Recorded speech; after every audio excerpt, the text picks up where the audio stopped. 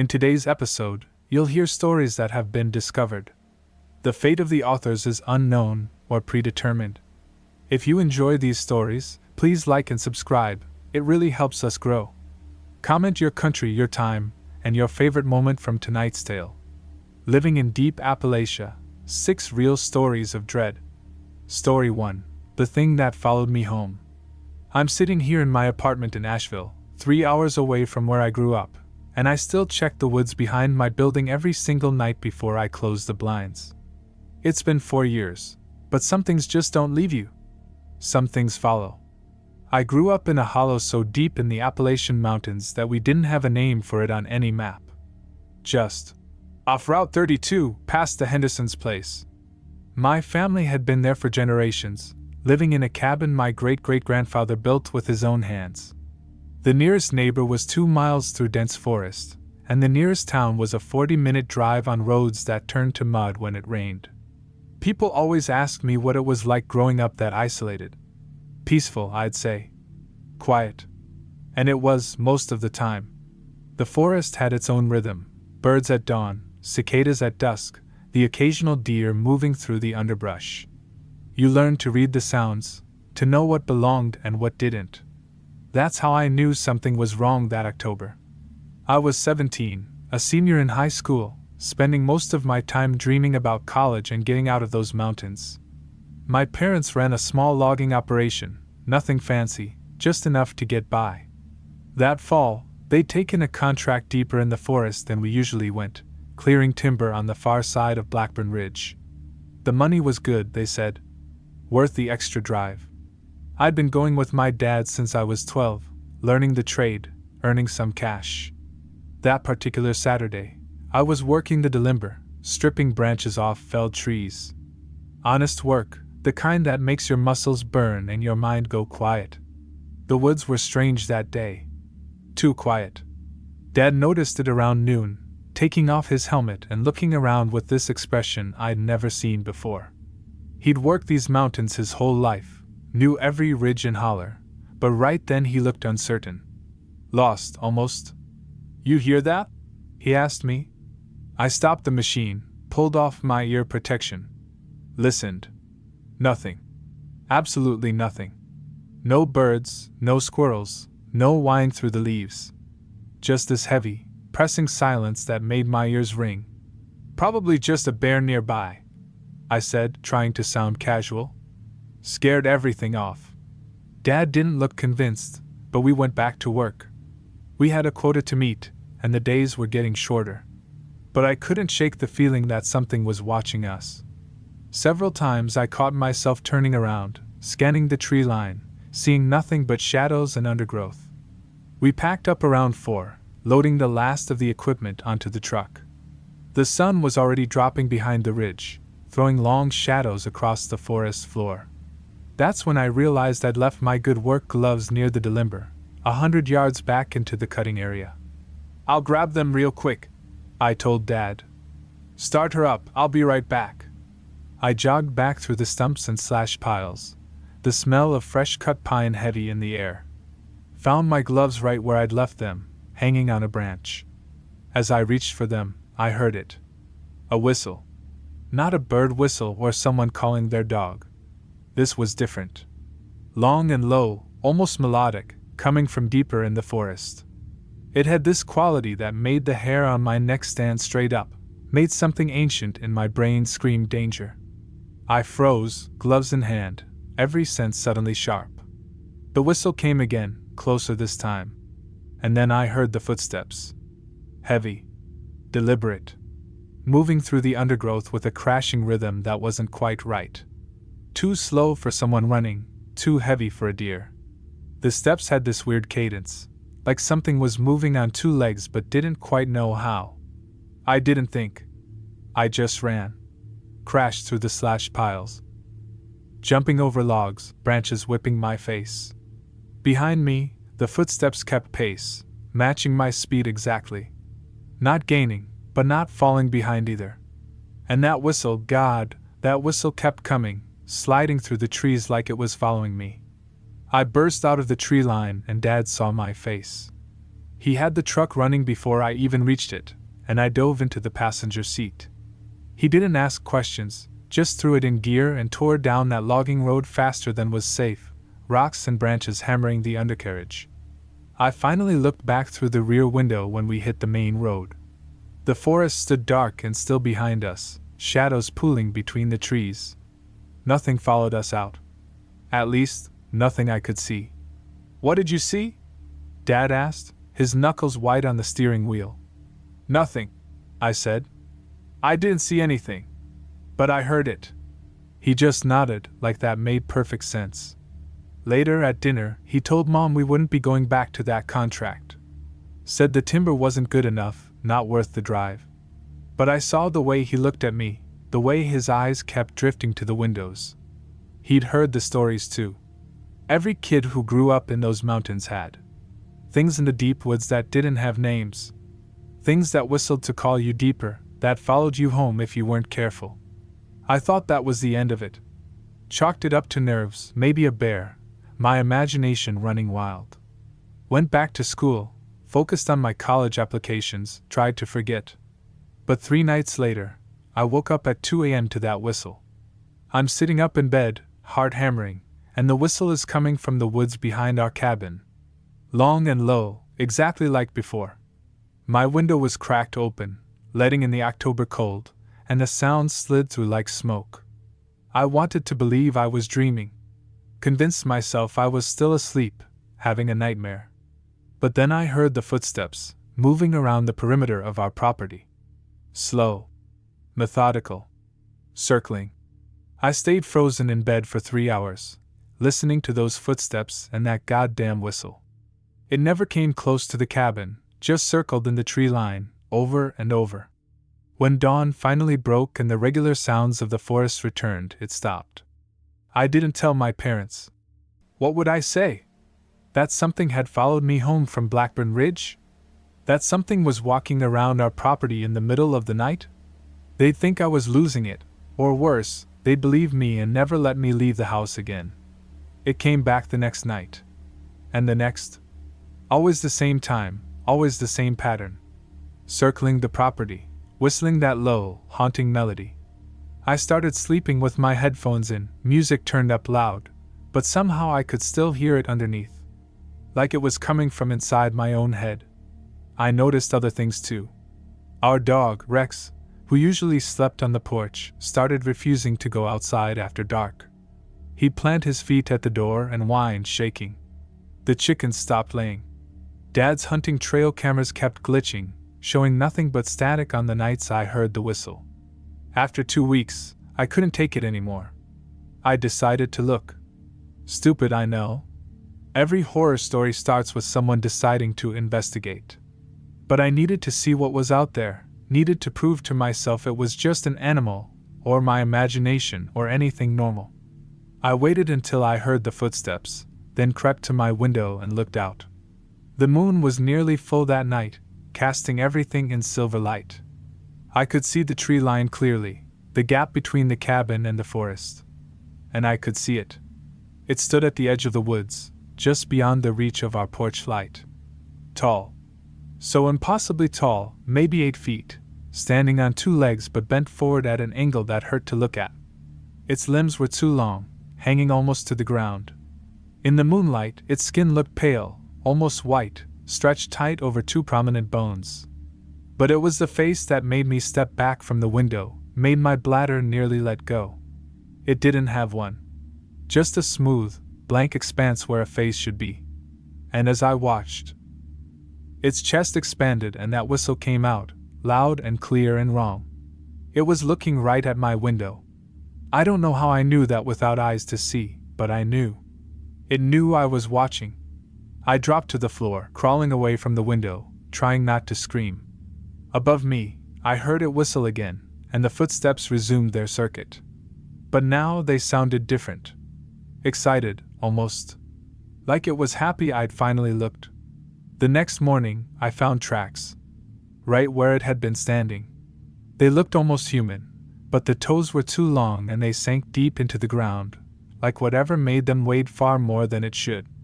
I told my parents everything that day. showed them the tracks. Dad's face went gray, and Mom started crying. Turned out they'd been hearing it too, had just been too scared to say anything. Dad had been calling people, reaching out to some of the old-timers who still lived up in the mountains, asking questions he wouldn't share with me. What he learned wasn't comforting. There were names for things like what I'd seen, not deer, whistlers, the bent ones, depending on who you asked. But the stories all said the same thing: if one marked you, if one followed you home, it wouldn't stop. Not until you left, moved far away, broke the connection. Some people said you could smudge your property with sage and salt. Some said you needed a priest or a granny woman who knew the old ways. But most people said the only real solution was to leave. Get out of the mountains entirely. Go somewhere flat and populated where things like that didn't follow. I applied early decision to UNC Asheville. Got accepted in December. The day I moved into my dorm in January, 3 months after that first whistle, I slept through the night for the first time in weeks. My parents sold the cabin that spring. They wouldn't say why, told extended family they wanted something closer to town. But I knew. I'd called them one night in February, and Mom had answered on the first ring, voice shaky. "It's still here," she'd whispered. "Every night. Waiting. They're in town now, living in a subdivision. They seem happier, or at least they sleep better. We don't talk about that fall, about the thing on Blackburn Ridge, about the whistle in the night. But here's the thing that keeps me up sometimes, the thing I can't stop thinking about. Last week, I was studying late at the library. Campus was mostly empty, just a few students scattered around. Around midnight, I packed up to head home, walking across the quad to my apartment building. And I heard it. Faint. Distant. But unmistakable. That low, haunting whistle, coming from the strip of woods behind the athletic fields. I ran all the way home, locked every door and window. Told myself it was impossible, that I was just stressed, that my mind was playing tricks. Asheville is a city, safe and populated and far from those deep mountain hollows. But I still check the tree line every night. And sometimes, when the wind is right and the campus is quiet, I hear footsteps outside my window. Circling. Always circling. Maybe you can't ever really leave the mountains. Maybe some things, once they mark you, never let go. Maybe distance doesn't matter when something that shouldn't exist decides you're worth following. I'm graduating in 2 months. I've been applying to jobs in Florida, Texas, anywhere flat and far away. But there's this voice in my head, getting louder every day, that whispers, it won't matter. It found you once. It'll find you again. Last night, I found a track outside my apartment building. Right under my window. Same as before, almost human, but wrong. The toes too long, pressed deep into the mud. I leave for a job interview in Tampa tomorrow. Maybe the ocean will stop it. Maybe salt water is like a barrier these things can't cross. But I don't really believe that.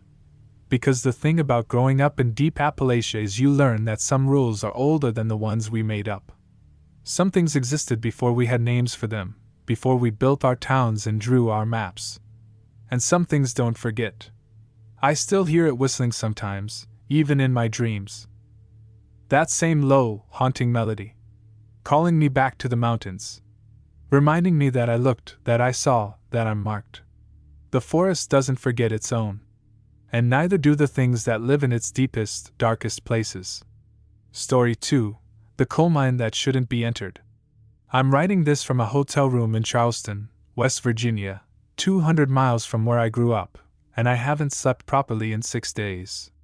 Every time I close my eyes, I'm back in that tunnel, feeling the weight of the mountain pressing down, hearing that sound echoing up from below. They say time heals all wounds, but some wounds aren't meant to heal. Some are meant to remind you that you got out when you shouldn't have. My name is Marcus Webb, and I'm the last surviving member of the Kettle Creek High School class of 2019 Explorers Club. There were 5 of us once. Now there's just me, and I'm not sure for how much longer. Kettle Creek was a coal town, or it used to be.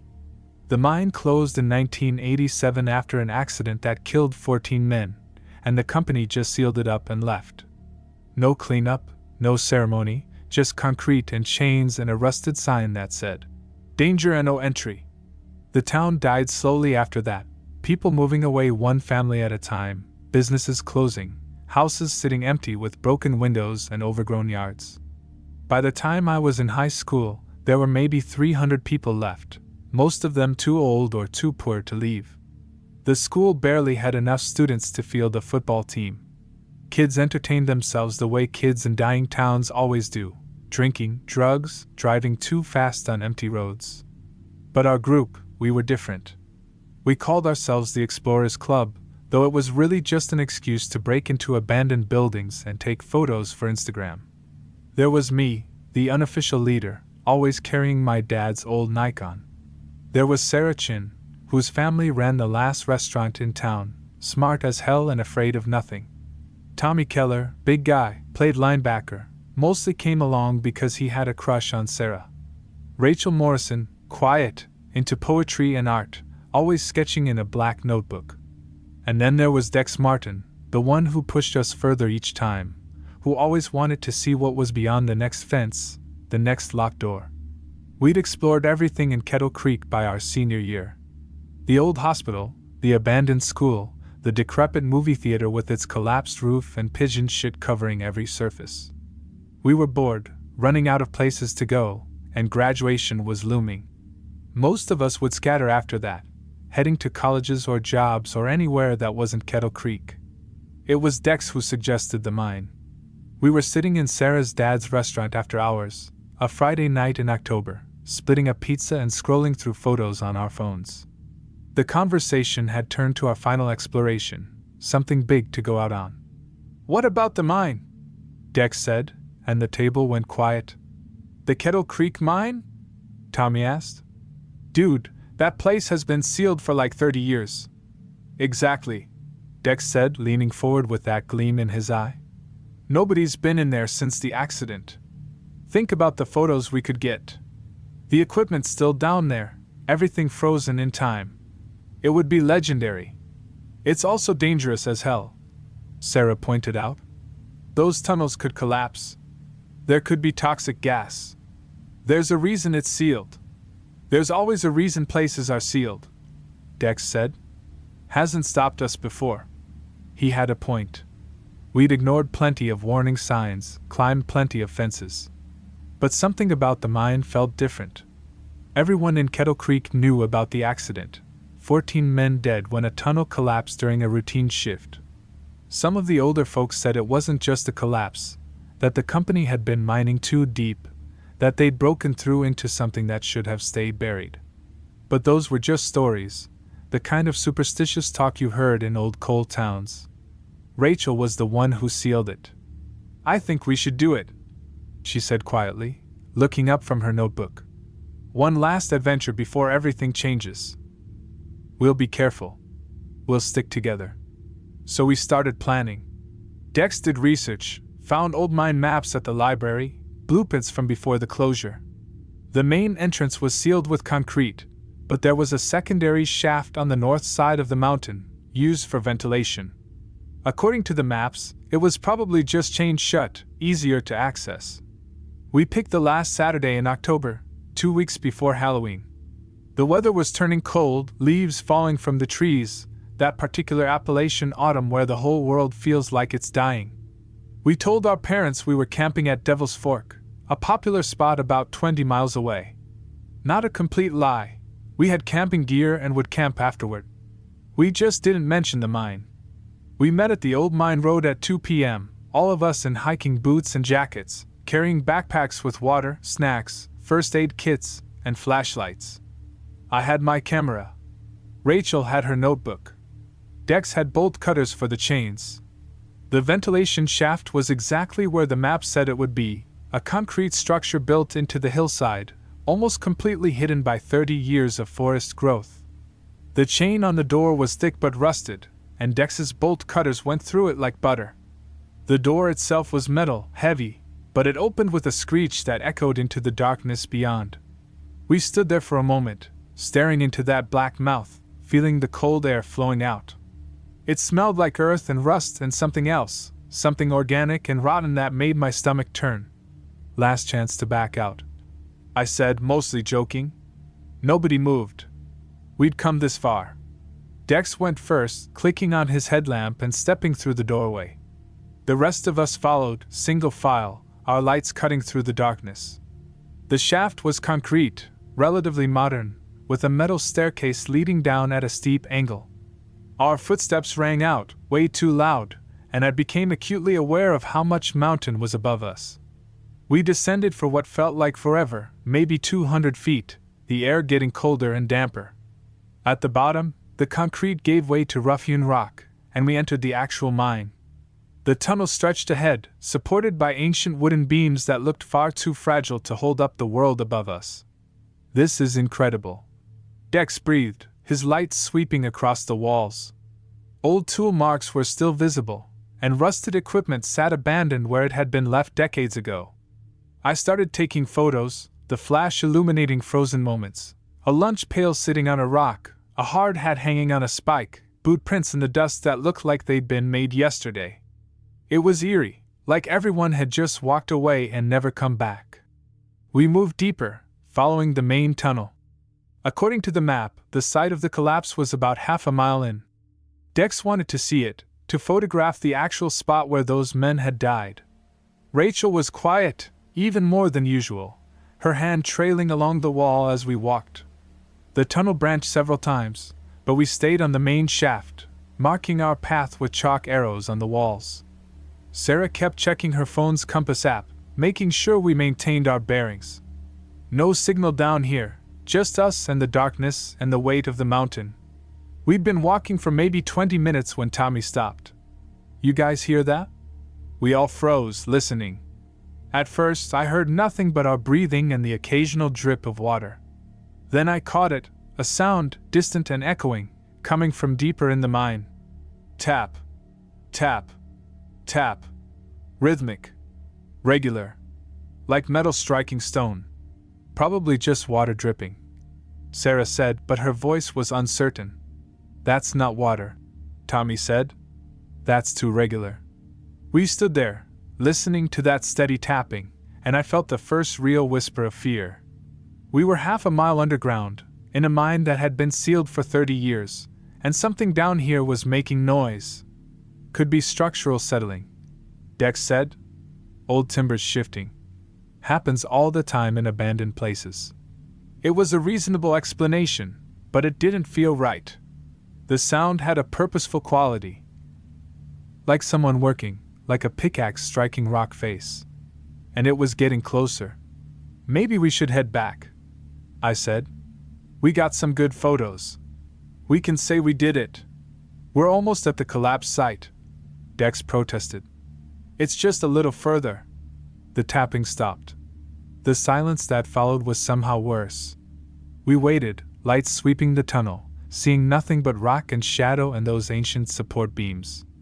After about 30 seconds, when nothing happened, Dex started walking again. "Come on. We didn't come all this way to chicken out over some weird noises." Against my better judgment, we followed. The tunnel began to slope downward more steeply, and the air changed, becoming thicker and harder to breathe. I noticed Sarah breathing harder, Tommy loosening his collar. The walls seemed to close in, and I had to fight the urge to turn around and run. We rounded a bend and there it was, the collapse site. A massive pile of rubble blocked the tunnel, rocks and timber, and twisted metal rail tracks all jumbled together. This was where 14 men had died, buried alive in the darkness. I raised my camera, but my hands were shaking so badly I could barely focus. That's when Rachel screamed. We spun around, lights converging on her. She was backing away from the wall, pointing at something, her face white as bone. "There's someone in there," she whispered. "In the wall. I saw them moving." We turned our lights to where she was pointing. The wall looked solid, just rock and mineral deposits. But as I stared, I saw it, a shadow behind the surface, like someone was standing just behind a thin curtain of stone. And it was moving, shifting, as if trying to push through. "It's just a shadow," Dex said, but his voice cracked. "Tricks of the light." Then we heard it again. The tapping. But this time it was all around us, coming from the walls, from the ceiling, from the collapse behind us. Tap, tap, tap, tap, tap, tap, a dozen different rhythms overlapping, building in intensity. "We need to leave," Sarah said. "Right now." Nobody argued. We turned and started back the way we'd come, walking fast, then jogging, then running as that tapping grew louder and louder. Our lights bounced crazily, and I could hear Tommy's heavy breathing behind me, could hear Rachel sobbing as she ran. The tunnel seemed longer going back, stretching impossibly. And the tapping was following us, keeping pace, always just behind. I made the mistake of looking back once and saw them, shadows moving in our lights, human-shaped but wrong, too thin and too tall, their movements jerky and unnatural. We reached the first branch, following our chalk arrows, but something was wrong. There were more passages than before, openings in the wall that I didn't remember passing. The mind was changing, reshaping itself around us. "Which way?" Tommy shouted. "Which fucking way?" "There!" Sarah pointed at our chalk arrow, and we veered left, practically falling over each other in our panic. The tapping was deafening now, coming from everywhere, and I swear I could hear voices mixed in with it, moaning and crying and calling out names. Dex was in front, his light sweeping back and forth, and suddenly he stopped so abruptly that Sarah slammed into his back. "The stairs," he said. "They're not here. The stairs should be right here." He was right. We'd reached the spot where the concrete shaft should have been, where the metal staircase led up to freedom. But there was only more tunnel, stretching into darkness. "We're lost," Rachel whimpered. "We're going to die down here like those men." "No," I said, forcing my voice to stay steady. "We marked our path. We just need to backtrack, find where we went wrong."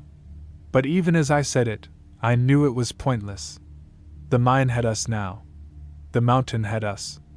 We'd gone too deep, seen too much, and something down here didn't want to let us go. That's when Tommy's light caught it, a side tunnel, barely visible, with a faint glow coming from deep inside. Not the yellow of our flashlights or the white of our headlamps, but a pale blue glow, like foxfire or luminescent fungus. "There," he said. "Light means a way out, right?" It was insane. Going deeper when we should be trying to find our way back. But we had no other options, no other ideas. So we went toward the light. The side tunnel was narrow, forcing us to walk single file, and the blue glow got brighter as we descended. The tapping had stopped, replaced by something worse, breathing. Deep, labored breathing, like a sleeping giant, the sound vibrating through the rock itself. The tunnel opened into a chamber, and we stopped, frozen by what our lights revealed. It was a workspace, untouched since the day of the accident. Lunch pails sat on a wooden table. Jackets hung on hooks. Tools lay scattered across the floor.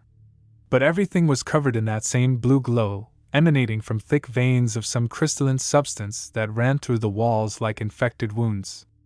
And there were bodies. Not skeletons, not corpses.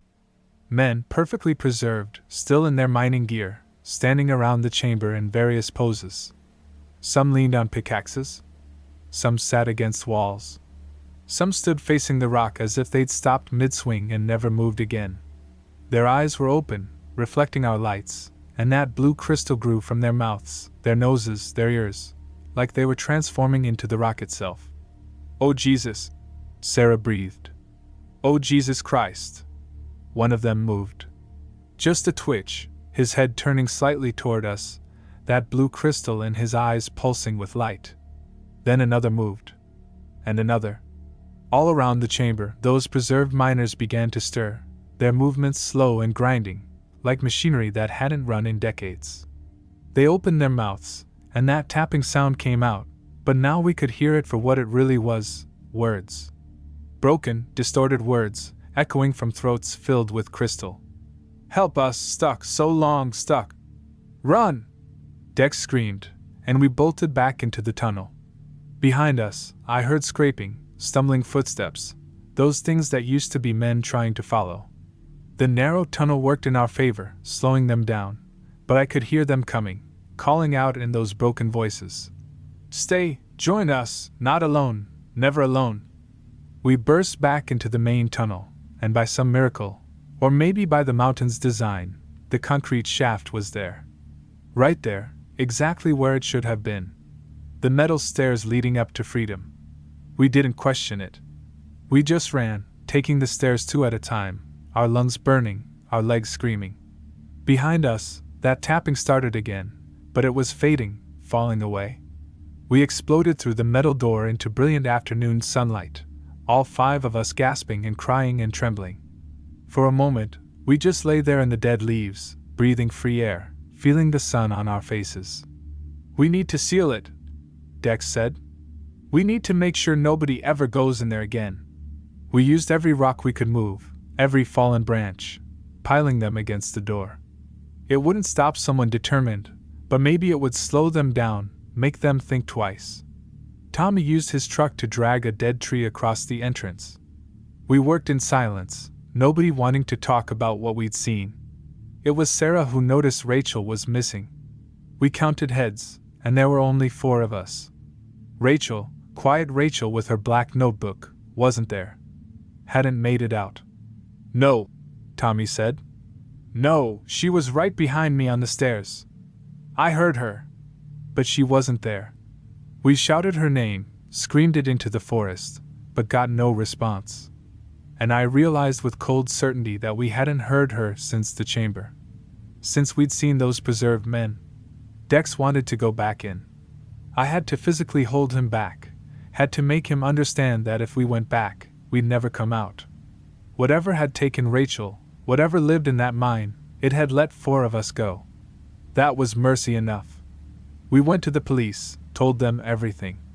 They searched, organized a rescue operation, brought in mine safety experts.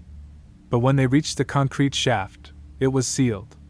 Not with our rocks and branches, but with concrete, solid and old, like it had been there for 30 years. The only way in they could find was the main entrance. And that required cutting equipment and time. When they finally broke through and went in, they found nothing. No blue crystal, no preserved miners, no chamber. Just empty tunnels and the old collapsed site, exactly as it should have been. They found Rachel's notebook about half a mile in, sitting on a support beam, but that was all. The investigation went nowhere. Rachel was declared a missing person, probably lost in a tunnel collapse or side shaft. Our stories were dismissed as trauma-induced hallucinations, the imaginings of scared kids who'd gotten lost in the dark. But I know what we saw. What we left behind in that mountain. We tried to move on, to forget. We graduated, went our separate ways. I went to WVU, Sarah to Virginia Tech, Tommy to community college, Dex to Penn State. We didn't talk about that day, didn't stay in touch. Then, 3 years later, Tommy died. Car accident, they said. Drove off a mountain road in the middle of the day, clear weather, no explanation. I went to the funeral, saw the closed casket, felt that old fear creeping back. Sarah died 2 years after that. Hiking accident in the Smokies. Fell from a trail she'd hiked a dozen times before. They found her at the bottom of a ravine, and I heard through mutual friends that her hands were covered in rock dust, her fingernails broken, like she'd been digging. Dex lasted the longest. He made it to last year, moved out to Colorado to get away from the mountains. But he couldn't escape them. He sent me an email 3 days before he died, just 3 words. "They're still tapping." They found him in his apartment, dead of what the coroner called spontaneous cardiac arrest. But his roommate told me that for weeks before, Dex had been hearing tapping in the walls, had been tearing apart his apartment trying to find the source. In the end, they found him sitting against the wall, hands pressed to the drywall, blue dust under his fingernails. Blue crystal dust. Now it's just me. The last one. And for 6 nights, I've been hearing it. That tapping, starting soft but getting louder. It's in my hotel walls now, following me wherever I go. I check out, drive to a new town, get a new room, but by the 2nd night, the tapping starts again. Tap, tap, tap. Always at 2 a.m. Always lasting until dawn. I can hear them calling my name now, down in the rock, in the foundation of every building, in the bones of the earth. All those voices, Rachel's, Tommy's, Sarah's, Dex's, and those 14 miners from 1987. All of them tapping, calling me home, calling me down to join them in the dark where the blue crystal grows and nothing ever really dies. I tried going west, out to the plains where there are no mountains, no mines, no deep places. But I could still hear it, that tapping, coming from beneath the ground, from the bedrock itself. The mountain is everywhere when you've been claimed by it. Tonight's the 7th night. I know what that means. In Appalachian folklore, 7 is the number of completion. 7 days, 7 years, 7 debts. I've had 7 nights of warning. When the tapping starts tonight, I'm going to follow it. I'm going to find whatever door it's calling me through, whatever shaft or tunnel or crack in the earth leads back down to that chamber. Because I understand now, you can't escape the mountain. Once it has you, once you've gone too deep and seen what shouldn't be seen, you're claimed. You belong to the dark places. I'm writing this as a warning. If you live in coal country, if you see an old sealed mine, don't go in. Don't let curiosity win. Don't think you're different, that you'll be safe. The mountain remembers everyone who enters. The mountain is patient. And the mountain always collects its own. It's 1:45 a.m. now.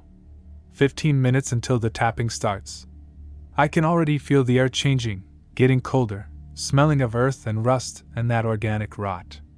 My fingernails are starting to ache, a dull pain that I know will get worse. Soon, I'll start to feel the pull, that inexorable drag toward the deep places. Part of me is relieved. I'm so tired of running, of knowing what's coming, of being the last one left. In the chamber, with the others. I won't be alone anymore. I'll be part of the mountain, part of something vast and old and eternal. If you're reading this, it means I didn't come back. It means I'm down there now, standing in that blue glow, a pickaxe in my crystallized hands, waiting for the next group of curious kids who think they can explore the places marked with warnings. And when they come, I'll tap on the walls. I'll call them deeper. I'll help the mountain grow. The tapping just started. Time to go home. Story 3. The House at the End of Tobacco Road. I'm in my therapist's office right now, 3rd session this month, and she keeps asking me why I won't go back to visit my mother. I tell her the same thing every time. Some places mark you, change you, and going back means letting them finish what they started.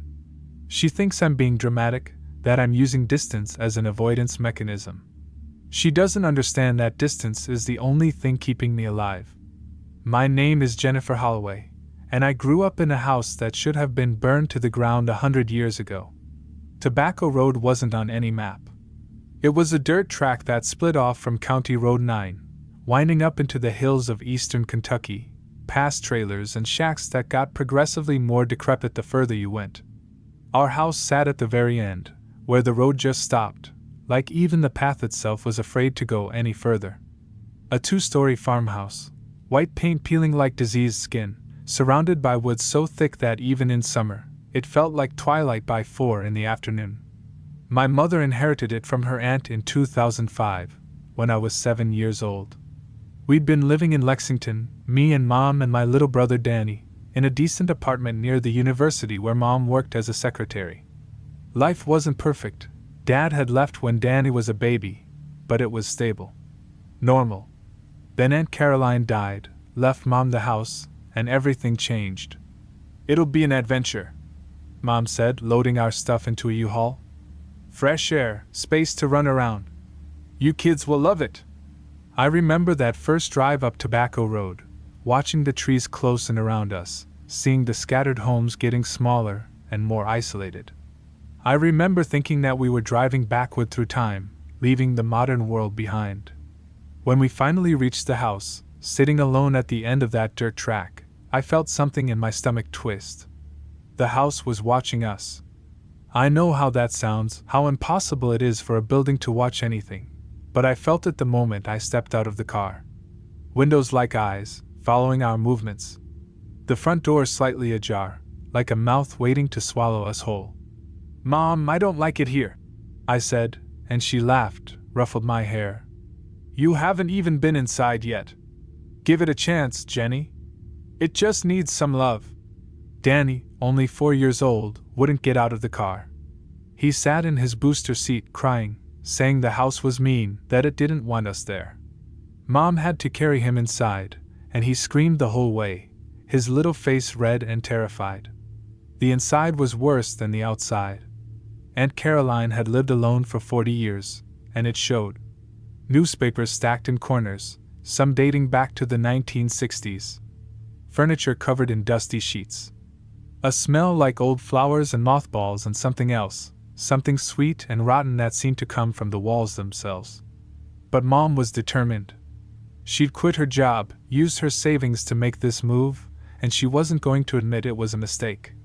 We spent the first week cleaning, hauling trash, scrubbing decades of grime from floors and walls. The house resisted us every step. Doors that wouldn't stay open. Windows that wouldn't stay closed. Stains on the walls that came back no matter how much bleach we used. And there were the rooms. The house had 12 rooms total: living room, kitchen, dining room, 3 bedrooms, 2 bathrooms, and 4 rooms that were locked. Heavy wooden doors with old-fashioned keyholes, no keys to be found.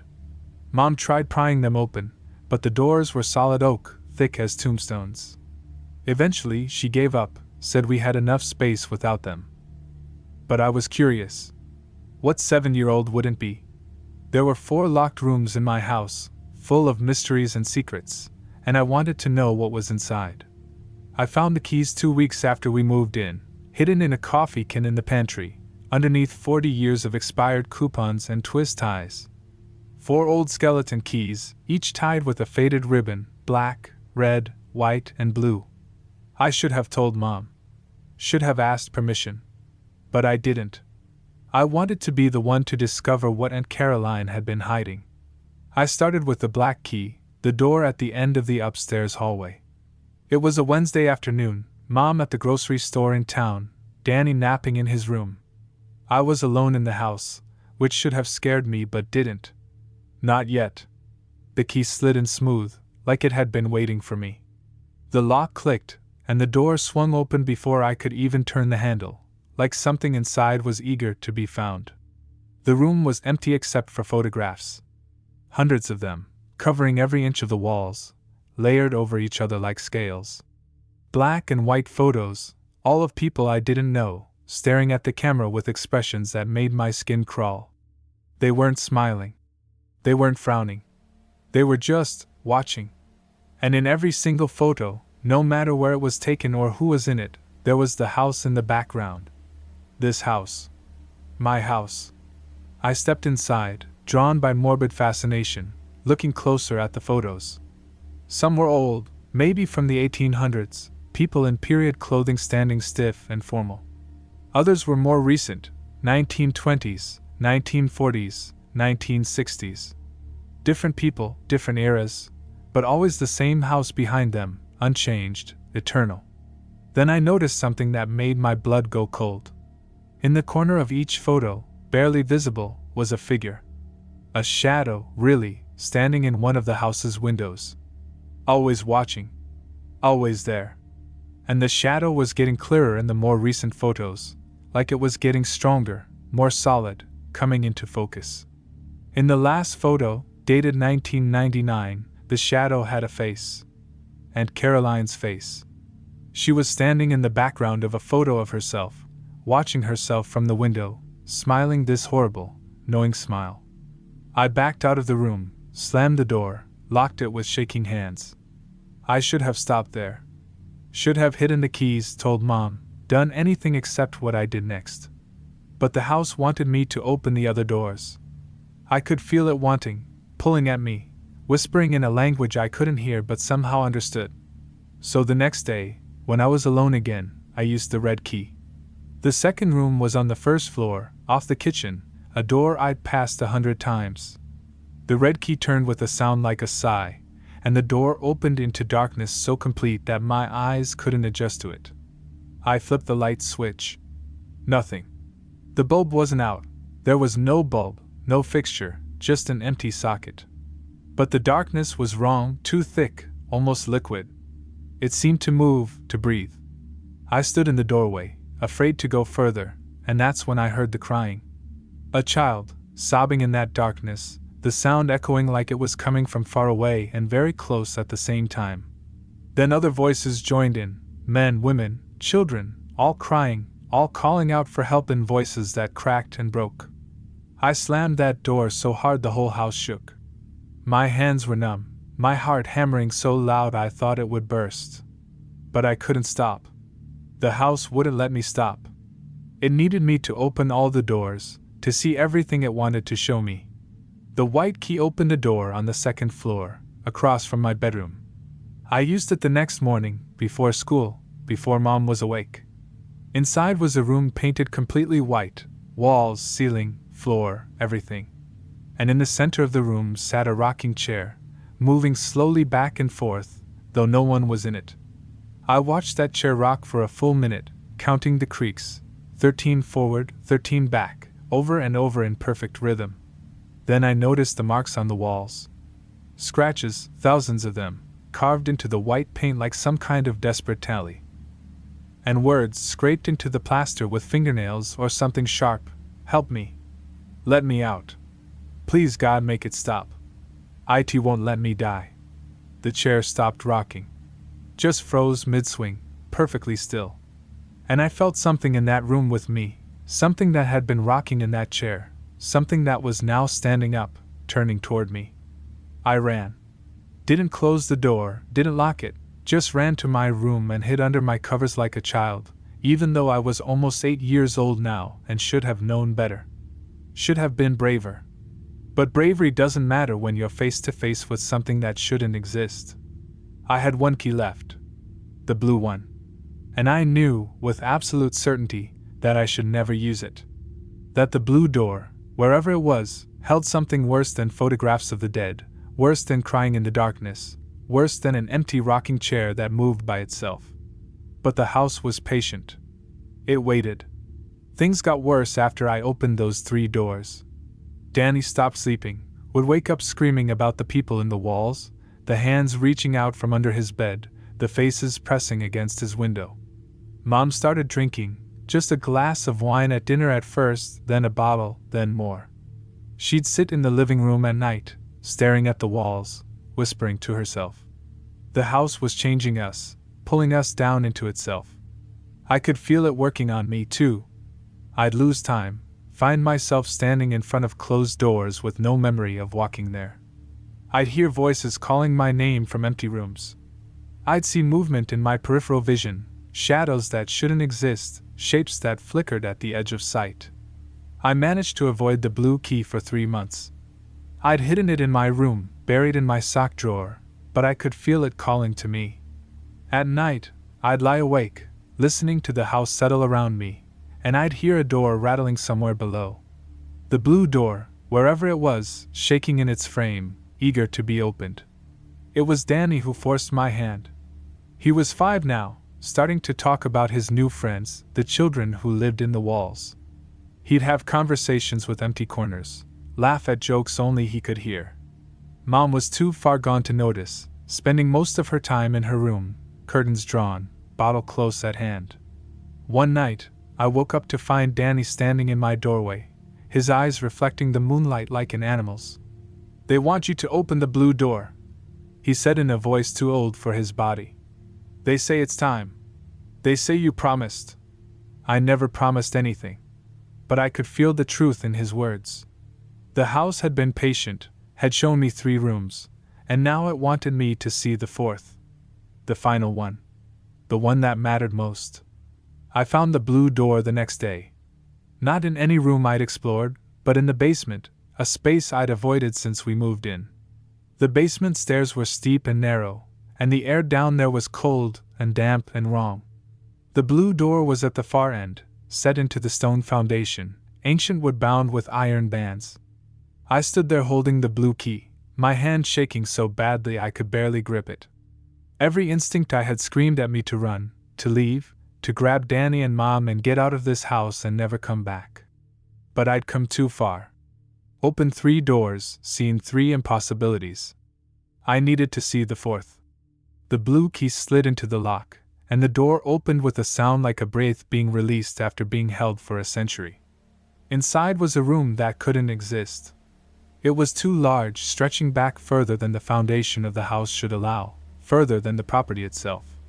The walls were lined with doors, hundreds of them, thousands, stretching into impossible distance. Doors of every size and shape and era, all closed, all locked. And standing in front of each door was a person. They were gray and translucent, like smoke given form, but I could see their faces clearly. They stood perfectly still, hands pressed against their doors, and they were all looking at me. Hundreds of eyes, thousands maybe, all focused on me with desperate hope. "Please," one of them whispered. A woman in a dress from the 1800s. "Please let us out. We've been here so long. She locked us in," a man said, his clothes rotting off his body. "Your aunt. She found the doors, and she trapped us here. Said the house needed us, needed our energy to stay strong." More voices joined in, a chorus of the dead and the trapped, all begging, all pleading. I recognized some faces from the photographs in the first room. Some I recognized from old family albums Mom had. Generations of Holloways, all trapped behind doors in this impossible room. And at the very back, furthest from where I stood, I saw Aunt Caroline. She was pressed against a door that glowed with sickly light, her face twisted in eternal agony, her mouth open in a scream I couldn't hear. "Run!" she mouthed at me. "Run before it!" The door behind me slammed shut. The lights, what few there were, went out. And in the darkness, I heard something moving. Something massive, shifting between the doors, sliding through the spaces that shouldn't exist. I could hear it breathing, could feel the displacement of air as it moved, could smell something like burning hair and rotted meat. "Thank you," a voice said, coming from everywhere and nowhere. "Thank you for opening all 4 doors. Thank you for completing the key." I didn't understand, couldn't understand, could barely think through my terror. But then lights began to glow from the doors themselves, and I saw it. The thing that lived in the house, that was the house. It was made of doors, hundreds of them forming a massive serpentine body that coiled through the impossible space. Each door was a scale, a segment, and behind each door was a trapped soul, fuel for this thing that fed on human energy.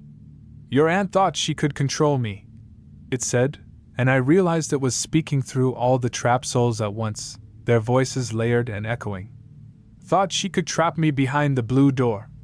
But she only trapped herself.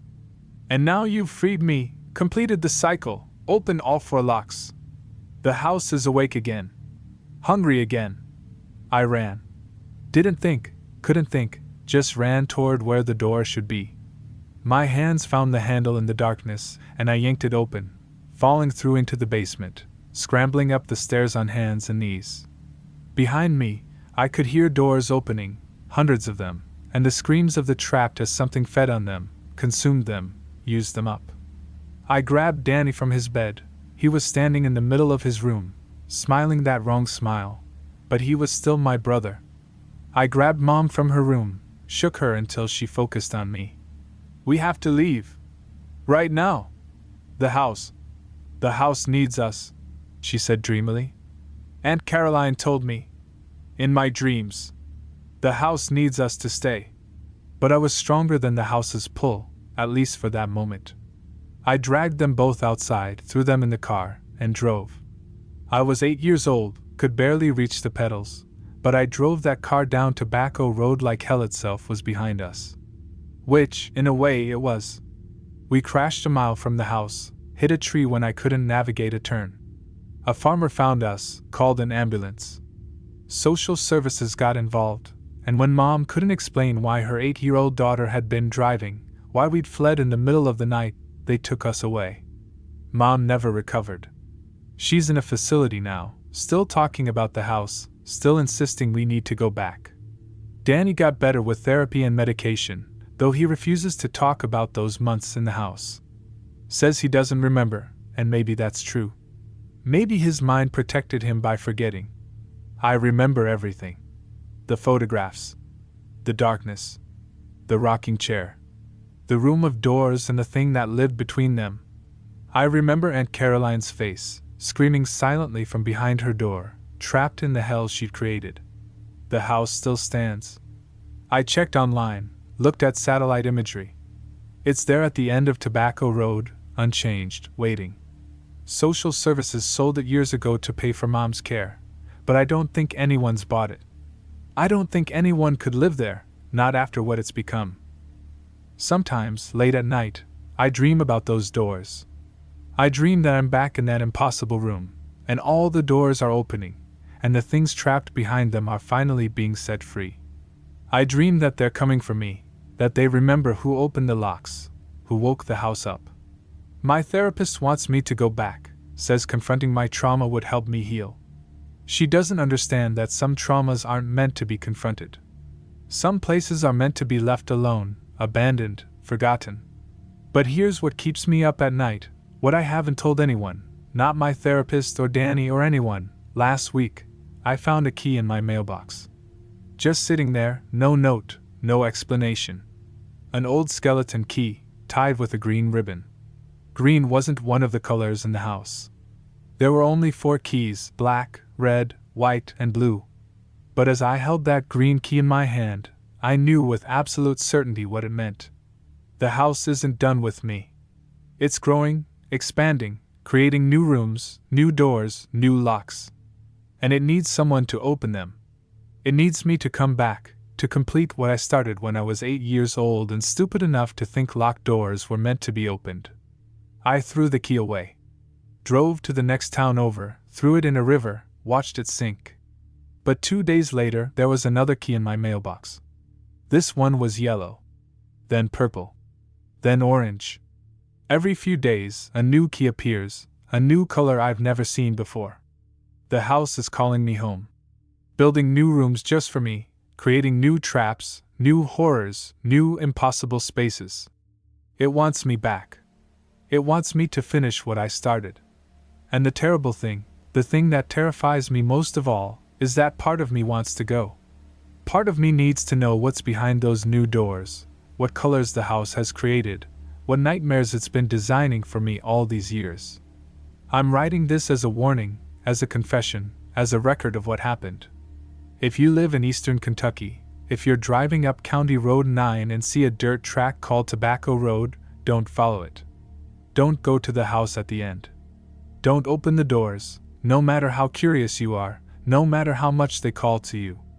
And if you find a key in your mailbox, an old skeleton key tied with a colored ribbon that you don't recognize, throw it away. Burn it. Bury it. Do anything except what I did. Because once you open the first door, you belong to the house. And the house never lets go. I have 17 keys now. They keep coming, one every few days, a rainbow of ribbons I've never seen before. I keep them in a box under my bed, and at night I can hear them rattling, calling to me, promising revelations and answers and truths that no one else knows. Tomorrow is my 26th birthday. 18 years since I opened the blue door. 18 years since I woke the house up. My therapist has convinced me that returning might bring closure. She doesn't know about the keys, about the dreams, about the pull I feel every single day drawing me back to that place. But I know. I know that if I go back, I won't come out. I'll become one of those gray figures standing behind a door, trapped in an impossible room, waiting for the next curious fool to complete the cycle. Yet I also know I'm going to go. The pull is too strong now, the curiosity too overwhelming. The house has been patient, but its patience is ending. I can feel it in my bones, in my dreams, in the way shadows move in my peripheral vision. I'm going back to Tobacco Road. Back to the house that should have been burned down a century ago. And I'm bringing all 17 keys with me. If you're reading this, it means I never returned. It means I'm behind one of those doors now, pressed against the wood, mouth open in a silent scream, warning the next person who opens the locks. Don't be that person. Don't open the doors. Don't let curiosity win. The house is always hungry. And it never, ever stops growing. Story 4. The Flood That Brought Them Back. I'm sitting in a FEMA trailer in Beckley, West Virginia, writing this on a laptop the Red Cross gave me, and I can't stop checking the weather forecast. They say it's going to rain again next week. And I know what that means. I know what the rain brings up from the valleys, what it washes down from the mountains, what it carries back from places that should stay buried. My name is Marcus Reed, I'm 62 years old, and I'm the only person left who remembers what really happened to Clearwater Hollow. Everyone else who was there is dead, or missing, or locked up in psychiatric facilities mumbling about the mud people. I'm the only one who got out with my mind intact, and some days I'm not even sure about that. Clearwater Hollow was a valley town, population 243, tucked deep in the West Virginia mountains where 3 creeks converged into the Clearwater River. My family had been there 6 generations, running the general store that serviced the hollow and the scattered homesteads in the surrounding hills. It was beautiful country, steep ridges covered in hardwood forests, clear mountain streams, air so clean it hurt your lungs in winter. But it was also coal country, and coal country has a way of destroying beautiful things. The Mammoth Coal Company started strip mining the ridges above Clearwater in 1967. They'd blast off the mountaintops, scrape out the coal, and push all the debris, the overburden, they called it, like it was nothing, into the valleys below. Millions of tons of rock and dirt and toxic runoff, burying streams, poisoning groundwater, turning the mountains into moonscapes. By 1989, when I was 32 and running the store after my father's stroke, they'd destroyed 3 mountains around Clearwater and were working on a 4th. The company promised jobs, promised prosperity, promised that the environmental damage was temporary and minimal. But the jobs went to people from out of state, the prosperity never came, and the damage was permanent and catastrophic. The water turned orange first. Iron and sulfur and God knows what else leaching out of the mining debris, running into our creeks, killing the fish. Then people started getting sick, strange cancers, respiratory problems, children born with defects. The company denied everything, said it was coincidence, said we were making it up to get settlement money. Then came the slurry pond. They built it on top of Hackberry Ridge, right above Clearwater Hollow. A massive earthen dam holding back millions of gallons of coal slurry, thick, toxic sludge left over from washing the coal. Black as sin and full of chemicals that would make a chemist weep. We complained, filed petitions, went to county meetings. The company said it was safe, said it was engineered to withstand anything. Said we were being hysterical. I remember standing in my store, looking up at that ridge, seeing the dark line where the dam cut across the sky, and thinking, that's going to kill us someday. But you can't leave the land your family has worked for 6 generations. You can't abandon your home just because some company says their poison pond is safe. So we stayed, and we watched that dam grow larger and darker, and we waited. The rain started on a Tuesday in March of 1994. Not unusual, spring rains were common in the mountains. But this was different. It rained hard for 3 days straight, the kind of rain that turns roads into rivers and sends creeks jumping their banks. By Thursday night, the Clearwater River was 20 feet above flood stage, and we were all in evacuation mode. I was helping load supplies into the church basement, turning it into a shelter, when I heard the sound. Like thunder, but deeper, more sustained. It rolled down from the ridge, growing louder and louder, and everyone stopped what they were doing, looking up toward Hackberry Ridge. The dam? Someone whispered. Oh Jesus, the dam! We ran.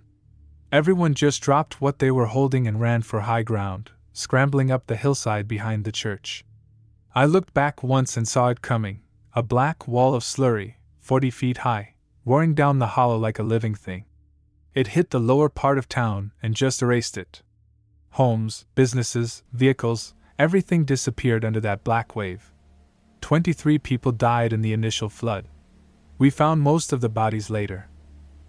Buried in the mud, their lungs filled with that toxic sludge. The company expressed its deepest condolences and promised a full investigation. The governor declared it a disaster area. FEMA came in, started the cleanup, started the process of relocating survivors. But the real horror didn't start until the mud began to dry. It was old Mrs. Patterson who noticed it first, about a week after the flood. She was staying in the church shelter, sleeping on a cot near the window, when she started screaming at 3 a.m. Said she saw someone standing outside in the dried mud flats where her house used to be. Someone she recognized. Her husband, David Patterson, who'd been killed in the flood, body recovered and buried 3 days earlier. We thought she was hallucinating, grief and trauma playing tricks on her mind. But then Tommy Vickers saw his daughter, 8-year-old Melissa, who'd been swept away in the flood, never found. He saw her standing at the edge of town at dusk, just watching, covered head to toe in dried black mud. By the end of the second week, half the survivors were reporting sightings. Always at dusk or dawn, always at the edges of the flood zone. People we'd lost, people we'd buried, standing in the mud, watching the town. They never came close, never spoke, just watched with eyes that reflected light like an animal's. The authorities dismissed it. Mass hysteria, they said. Collective grief manifesting as shared delusions. They brought in counselors, prescribed medication, talked about the psychological trauma of surviving a disaster. But I saw them too. I saw my Uncle James, who died in the flood trying to save his dogs.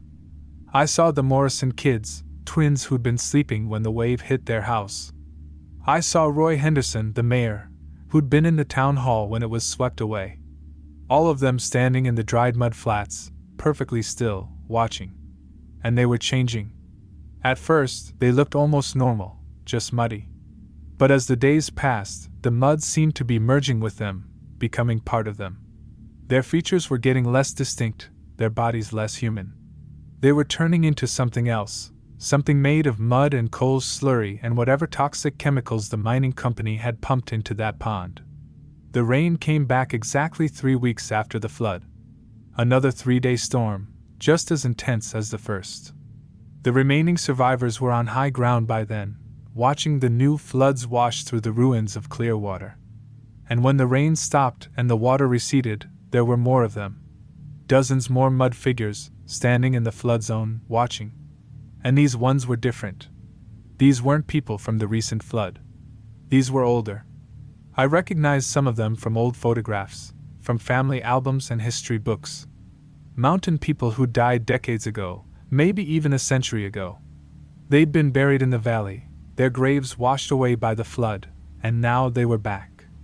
Pulled up from the earth, reformed in the toxic mud, given shape by whatever dark alchemy happens when corporate greed and human remains mix in poisoned ground.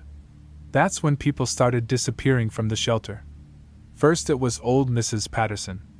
She walked out of the church at dusk, moving like she was in a trance, heading straight for the mud flats where her husband stood.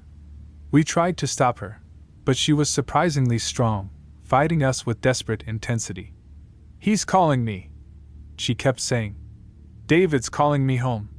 She walked right up to her husband's mud figure, and they embraced. I watched through binoculars from the church steps, saw her sink into his arms like they were melting together. When they separated, there were 2 mud figures standing there. Mrs. Patterson had joined the watchers. More people followed over the next week. Some walked out willingly, drawn by loved ones in the mud. Others were taken. We'd wake up to find their beds empty, muddy footprints leading out into the night. The authorities tried to secure the shelter, tried to keep people inside, but the mud figures were getting bolder. They'd come right up to the church at night, pressing their hands against the windows, calling in voices like whined through dead trees. The National Guard came in, established a perimeter, tried to evacuate everyone by force. But the roads kept washing out, helicopters couldn't fly in the constant rain, and the mud figures multiplied every time it stormed. By the end of the first month, there were over 200 of them surrounding the church, and only 37 of us left inside. I realized what was happening during a conversation with Pastor Williams. He was the only one who'd stayed calm, who seemed to understand what we were dealing with. "It's the land," he said, looking out at the mud figures. "The company poisoned it, killed it, and now it wants its payment. It wants us. Everyone who was supposed to be here, everyone who died on this land, everyone who lived here. The mud is calling us all back, trying to make us part of itself. That's insane, I said, but even as I spoke, I knew he was right. The land was alive, angry, corrupted by the chemicals and the violence done to it. And it wanted revenge, wanted to pull us all down into itself, to make us part of the poisoned earth. The final rain came in May, 2 months after the initial flood. It rained for 5 days straight, the worst storm anyone had seen in recorded history. The church was on high ground, but even we weren't safe anymore. The water rose and rose, and the mud figures came with it, walking through the floods like they were made of it. Because they were. They broke down the doors on the 3rd night of rain. Muddy hands tearing through wood, muddy faces pressing through gaps, voices calling our names in tones of hunger and longing. People screamed, ran for the 2nd floor, but the mud figures came up the stairs like a tide, relentless and patient. I watched Jimmy Carlson get pulled down. He was 17, one of the kids I'd known since he was born. 3 mud figures grabbed him, his parents and his grandmother, all killed in the initial flood. They pulled him into their embrace, and he screamed and screamed as the mud covered him, filled his mouth, his nose, transformed him. 30 seconds later, he stood up, one of them now, and turned to help catch the next person. I ran. I'm not proud of it, but I ran. Climbed out a 2nd-story window onto a tree, scrambled across to the hillside, kept climbing while behind me the church was overrun. I could hear the screams, could hear the wet sounds of transformation, could hear the mud figures calling my name. I climbed all night, up to the very top of the ridge, above the flood zone, above the poisoned valley. When dawn came, I looked down at what used to be Clearwater Hollow. It was all mud now, a vast black plain that stretched from ridge to ridge. And standing throughout that plain, perfectly still, were hundreds of figures. Maybe thousands. Every person who'd ever died in that valley, pulled up and reformed by the poison earth. The National Guard found me 2 days later, half dead from exposure. They'd cordoned off the entire area, declared it a Superfund site, too contaminated for human habitation. They were relocating everyone, the guard said, everyone who survived. I was the last one they found. How many others? I asked. How many made it out? The soldier looked uncomfortable. You're the only one from the shelter, sir. Everyone else is listed as missing, presumed dead. But I knew they weren't dead. Not really. They were down in the mud, part of the valley now, part of the poison earth. Waiting. They sealed off Clearwater Hollow after that. Built fences, posted guards, declared the whole valley off limits. The official story is chemical contamination from the slurry spill. The unofficial story, the one the guards whisper, is that things move in that valley. That on rainy nights, figures walk through the mud, and sometimes they try to climb the fences, try to get out. The company paid settlements to the survivors, both of us. Me and Charlie Brewster, who'd been out of town when the flood hit. We got money and NDAs and new lives far away from West Virginia. Charlie moved to Arizona, someplace without rain. I tried to stay in the state, tried to pretend I could handle it. But every time it rained I'd see them. Mud figures at the edge of my vision, standing at bus stops, watching from alleys. Following me. The flood happened 30 years ago, and I've been running ever since. I've lived in 17 different towns, always moving when the rain gets bad, when I start seeing the figures again. They're spreading, I think. The poison is spreading. Every time there's a flood somewhere in Appalachia, I hear reports of strange sightings, people claiming to see figures in the mud. Last week, there was a flash flood in Beckley. Killed 3 people, washed out half a neighborhood. And yesterday I saw them. 3 figures, covered in mud, standing in the dried flood zone. Watching. The rain is coming again next week. 5 days of storms, the forecast says. Record rainfall expected. And I know what that means. I know what rises when the rain falls, what walks when the floods recede. I'm writing this as a warning, as testimony, as evidence of what Mammoth Coal Company did to Clearwater Hollow, and what's still happening because of it. If you live in coal country, if there are strip mines above your town, if companies have built slurry ponds on the ridges, get out. Don't wait for the rain, don't trust their engineering, Don't believe their promises that it's safe. The land remembers. The earth remembers. And when you poison it, when you tear it apart and fill it with toxins, something changes. Something wakes up. Something angry and ancient and wrong. And when the rain comes, it brings them back. Everyone who died on that poisoned land, everyone who's buried in that toxic earth. They come back wrong, transformed into something between human and mud, driven by hunger to pull the living down, to make everyone part of the corrupted earth. I'm leaving Beckley tonight, before the rain starts. Heading west again, maybe Texas this time, someplace dry. But I know it won't matter. They found me in Phoenix, they found me in Tucson, they found me everywhere I've run. Because I was there when it happened. I survived when I should have died. I'm marked by the mud, claimed by the poisoned valley. Sometimes I think I should go back. Drive to Clearwater Hollow, climb that fence, walk out into the mud flats and join them. Let the earth have what it wants. Let the mud claim me like it claimed everyone else. At least then the running would stop. At least then I could rest. But I'm too much of a coward for that. So I'll keep running, keep moving, keep looking over my shoulder every time it rains. Waiting for the day when the mud figures finally catch up, when my luck runs out, when the earth collects its debt. If you're reading this, if I've disappeared, if they found me in the last place I lived before I could run again, know that I'm not dead. Not really. I'm down in the mud somewhere, standing in a dried flood zone, watching for the next rain. Part of the poisoned earth, part of the thing that coal companies created when they tore apart the mountains and filled the valleys with toxic waste. The land remembers. The earth never forgets. And the rain always comes back, bringing with it everyone and everything that was lost. I can hear thunder in the distance. The storm is coming early. I need to go. The mud is calling me home. Update: Marcus Reed was reported missing from his FEMA trailer on May 15, 2024. His laptop was found open, this document on the screen. Security footage from the trailer park shows him walking toward the flood zone at 2:37 a.m. during a rainstorm, moving as if in a trance. He has not been seen since. 3 days later, a park resident reported seeing a figure standing in the dried mud, watching the trailers. When asked to describe the figure, the resident said it looked like Marcus Reed, but wrong somehow, like he was made of mud.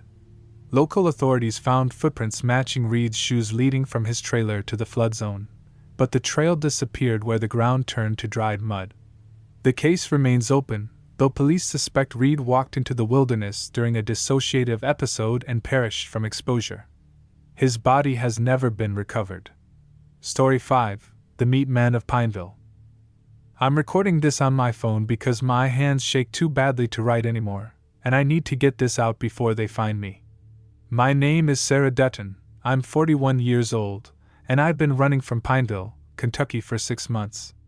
Not from the law, not from debt, not from anything rational. I'm running from a man who isn't a man anymore, who stopped being human sometime around 1987, and who's been hunting me across 3 states because I saw what he really is.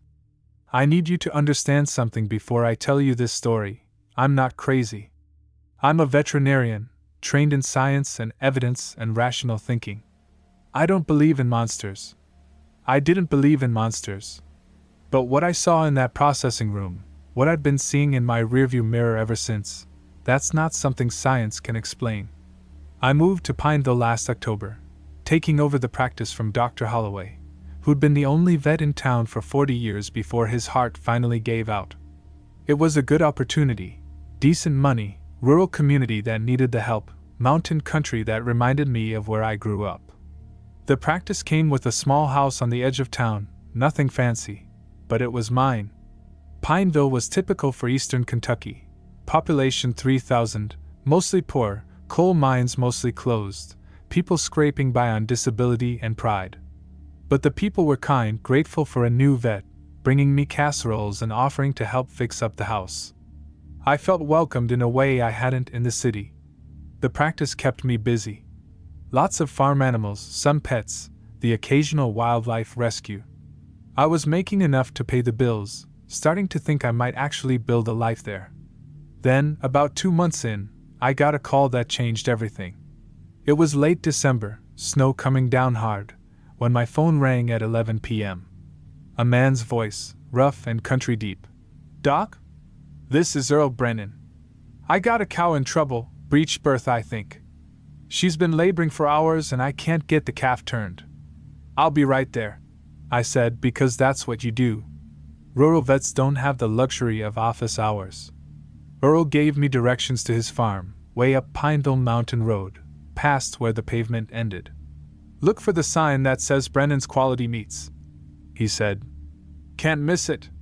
I loaded my truck with supplies and headed out, four-wheel drive grinding through 6 inches of fresh snow.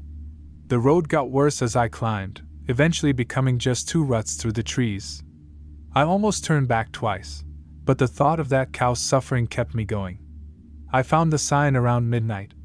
"Brennan's Quality Meats," hand-painted on weathered wood. The driveway led to a compound of buildings, a farmhouse, dark and seemingly abandoned, a large barn, and a long, low structure that looked like it might be a processing facility. Security lights blazed over everything, turning the falling snow into a curtain of static. Earl met me at the barn, a big man in his 60s, wearing coveralls and rubber boots. "Appreciate you coming out in this weather, document. She's in here." The cow was in bad shape, exhausted and in pain, the calf definitely breech. I spent the next 90 minutes working, eventually managing to turn the calf and help it into the world. Both mother and baby survived, and Earl seemed genuinely relieved. "You got a gift, Doc," he said, washing his hands in a utility sink. "Dr. Holloway, God rest him, he couldn't have done better. You eatin'? I got some food up at the processing building, could fix you a sandwich." I should have said no. Should have taken my payment and driven back down that mountain. But I was exhausted and hungry, and Earl seemed like a decent guy, so I followed him across the yard to the processing building. The front room was an office and small retail space, with a freezer full of packaged meat. "Family business," Earl explained. "Been processing our own beef and selling it local for 50 years. Some pork, some venison during hunting season. Nothing fancy, but it's honest work." He led me past the retail area, through a door marked "Employees Only," into the processing room.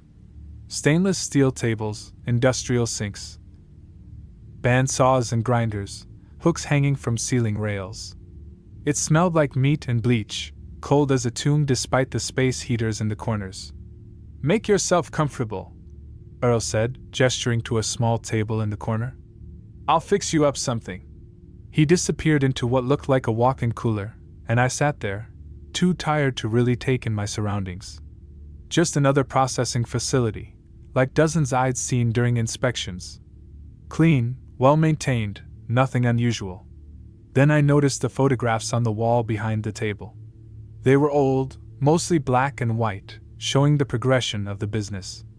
Earl's father, Earl's grandfather, standing in front of this same building. Groups of workers, posing with carcasses. Family gatherings, 4th of July picnics, Christmas parties. Normal stuff, the visual history of a rural family business. But there was one photo that caught my eye. It was from 1987, judging by the date scrawled in the corner. A group of men standing in front of the processing building, all holding beers and smiling at the camera. I recognized the younger Earl, maybe 30 pounds lighter.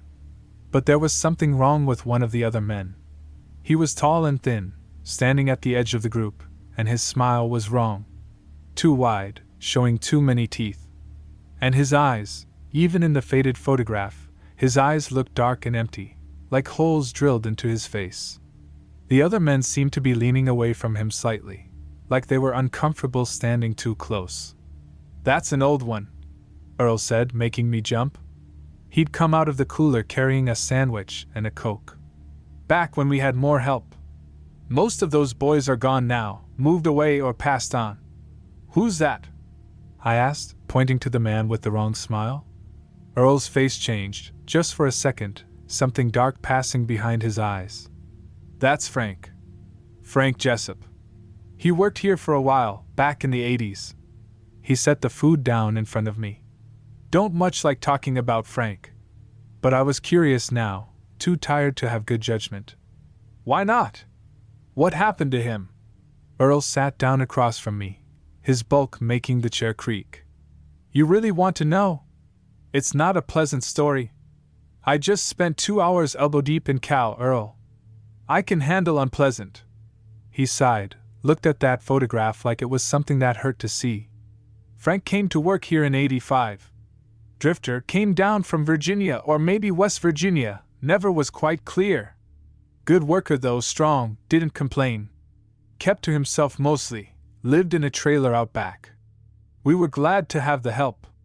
But there was something off about him. Animals didn't like him, for one thing. Cows would panic when he came near, pigs would scream. Even dogs would bark and growl, wouldn't let him close. We joked that he must smell like a predator or something, but it was more than that. It was like they knew something about him that we didn't. Earl paused, rubbing his face with one rough hand. Then in '87, we started having problems. Meat going missing from the cooler, more than normal shrinkage. Tools disappearing. And there was a smell sometimes, coming from Frank's trailer. Like meat gone bad, rotting. We figured he was taking scraps home, letting them spoil. I meant to talk to him about it. What happened? I asked, the sandwich forgotten? November of '87, we had a big processing day. Couple of steers, a hog, lots of work. Frank was supposed to help, but he didn't show up that morning. I went to his trailer to check on him, and Earl's hands were shaking slightly. And the door was open. Inside, there was meat everywhere. Hanging from the ceiling, piled on the floor, stacked on every surface. Fresh meat, old meat, some of it rotting. But it wasn't just animal meat, document. There were pieces I couldn't identify, shapes that didn't match any animal I knew. And in the middle of it all, Frank was sitting on the floor, eating. Just eating raw meat with his hands, shoving it into his mouth like he was starving. I felt my stomach turn. Jesus, Earl. He looked up at me. Earl continued, his voice barely above a whisper. And his face, it wasn't right. His mouth was too full, stretched too wide, and there was something moving under his skin, like worms or snakes writhing around. He tried to smile at me, and I saw that his teeth had changed. They were sharp, pointed, like a mouth full of needles. I ran. Got back to the processing building and called the sheriff. When they went to the trailer with me, Frank was gone. The meat was still there, all of it, but no Frank. They tried to figure out what kind of meat it was, sent samples to a lab. Some of it was beef, some pork, some deer. But some of it... He stopped, swallowed hard. Some of it was human. Not a lot, but enough. Enough to know. Oh my God! I breathed. Did they find him? Never did. They searched for weeks, had dogs and volunteers combing the mountain. Found his trailer abandoned, found evidence he'd been living rough in the woods, but no Frank. Eventually, they declared him missing, presumed dead. Figured he'd gotten lost in the woods and died from exposure or fell down a cliff or something. Earl stood up, walked to the window, looked out at the snowy night. But I've seen him since. Not often, maybe once or twice a year. Always at night, always at a distance. Standing at the edge of the property, watching. He's changed more since '87. Gotten taller, thinner, not quite human-shaped anymore. But I know it's him. I know he's still out there, still hungry, still watching. I should have left right then. Should have thanked Earl for the sandwich I couldn't eat, gotten in my truck, and driven straight back to town. But instead I asked the question that doomed me. Why does he watch? What does he want? Earl turned from the window, and his face was sad and old and scared. I think he wants to come back. I think part of him remembers being human, remembers working here, remembers what it was like before whatever happened to him happened. And I think he's hungry, document. Always hungry. Whatever he became, it needs to eat, needs meat, fresh and living if possible. And I think he's been getting bolder. There've been disappearances over the years, hikers, hunters, people passing through. Never enough to make the news, never enough to draw attention. But I notice. And I wonder. That's when we heard it. A sound from the cooler, like something heavy being dragged across the floor. Earl's face went white. I locked that cooler. I know I locked it. We both stared at the cooler door, watching the handle slowly turn. The lock clicked, disengaged, and the heavy door swung open with a breath of cold air that smelled like old meat and something worse, something organic and wrong. And Frank stepped out. He was tall, impossibly tall, maybe 7 feet, bent forward at an angle that should have been painful. His skin was pale and waxy, stretched too tight over bones that were the wrong shape.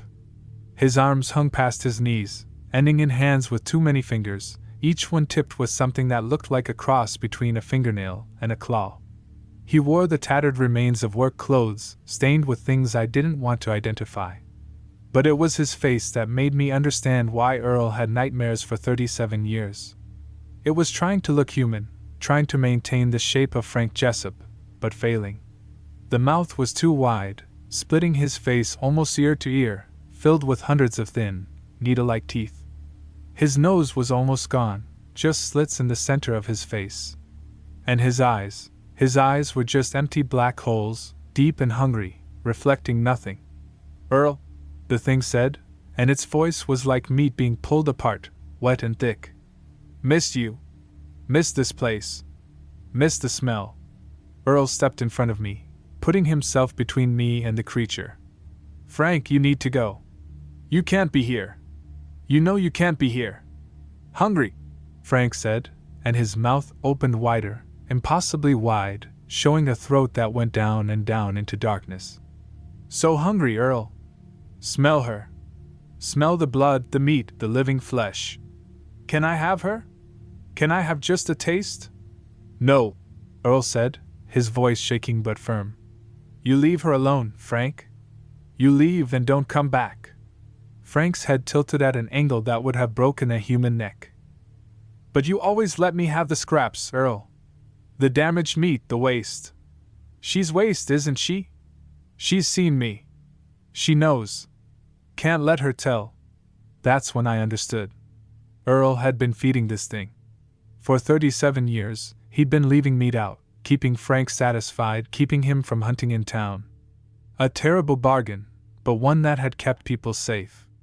And now I'd ruined it by being here, by seeing. "Run," Earl said to me without turning around. "Run to your truck and don't stop. Don't look back, don't slow down.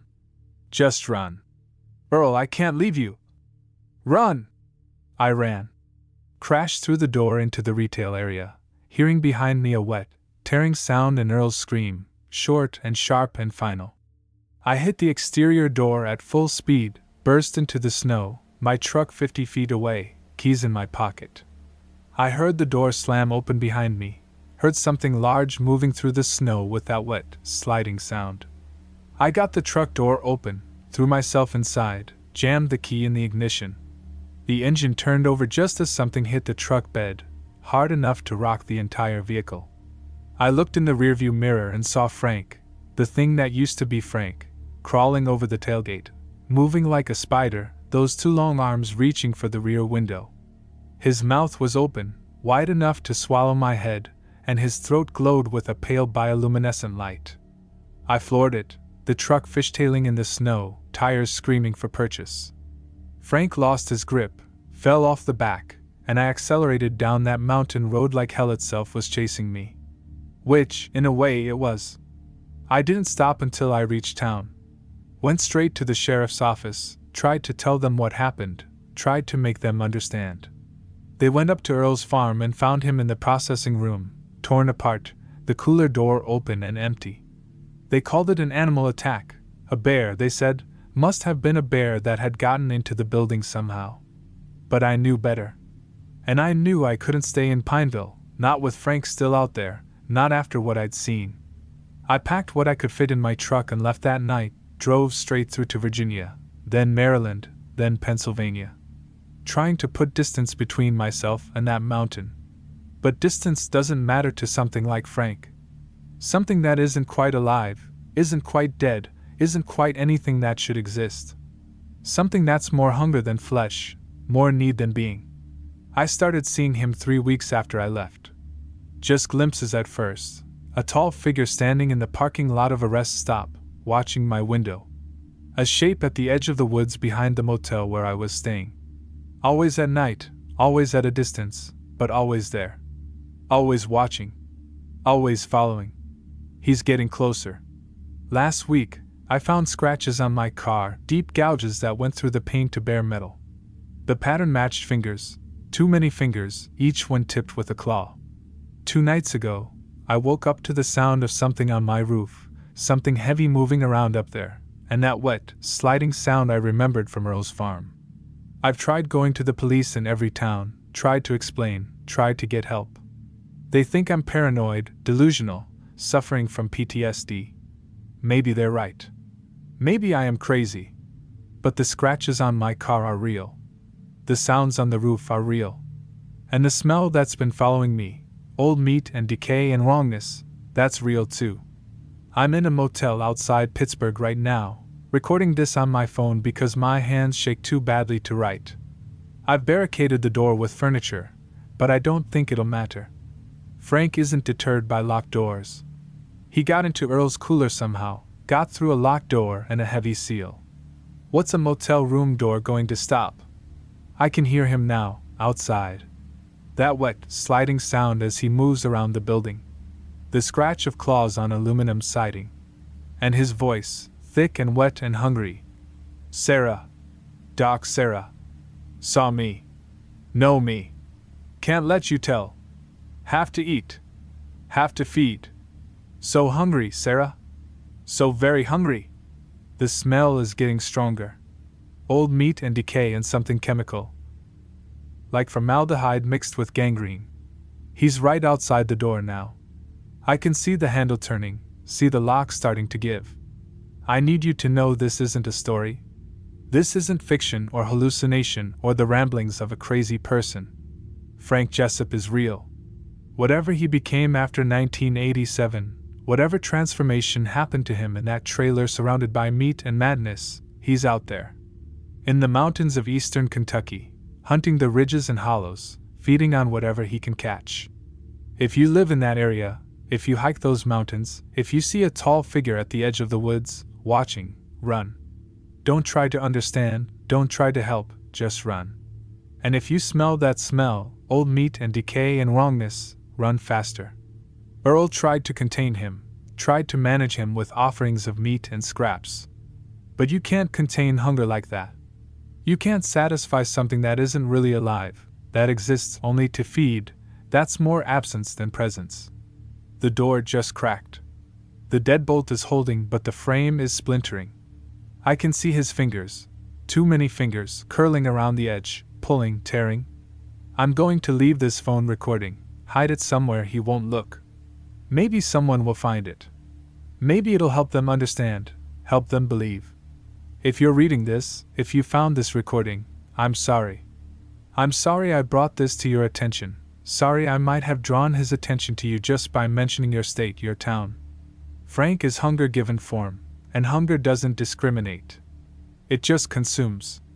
He's through the door. I can see him now, all of him, crawling through the splintered frame like a spider squeezing through a crack. His mouth is open, wide enough to swallow me whole, glowing from inside with that pale bioluminescent light. And he's smiling. That terrible, too wide smile, full of needle teeth. Found you, he says, wet and thick.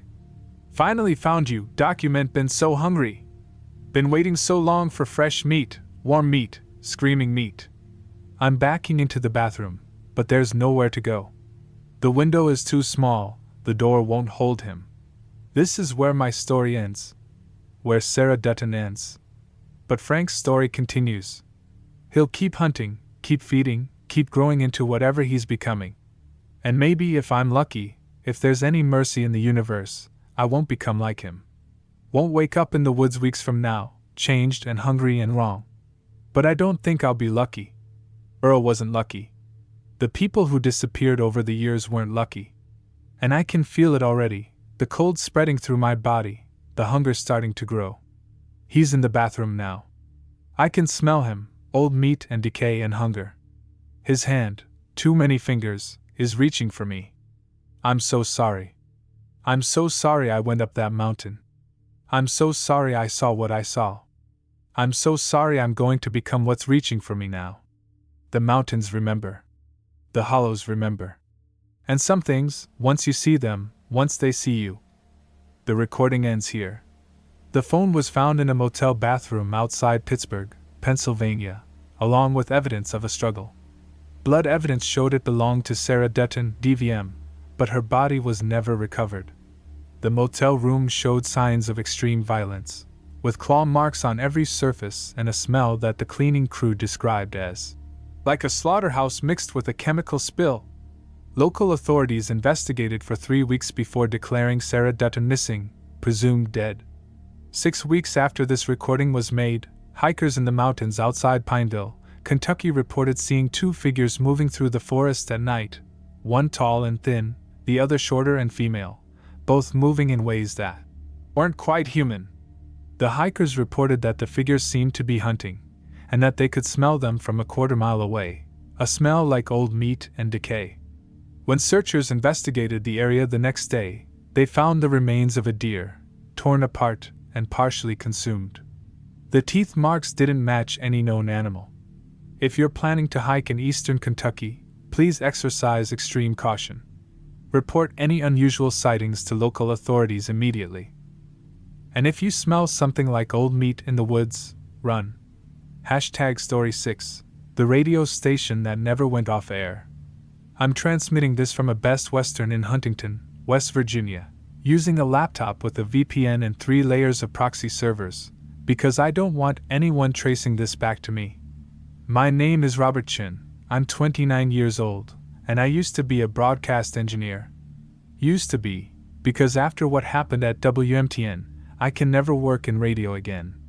Not because I lost my license or got fired, because I know what's really being broadcast from those towers in the deep hollows of Appalachia, and I can never unhear it. WMTN was a low-power FM station in Mattoon, West Virginia, population 600 and change. The station had been there since 1952, originally AM, converted to FM in the 80s, playing a mix of country, bluegrass, and gospel for the handful of people still living in those mountains. The license was held by Mountain Media Corporation, a small company that owned maybe a dozen stations across Kentucky, West Virginia, and Virginia, all of them barely profitable, most kept alive by religious programming and local advertisements.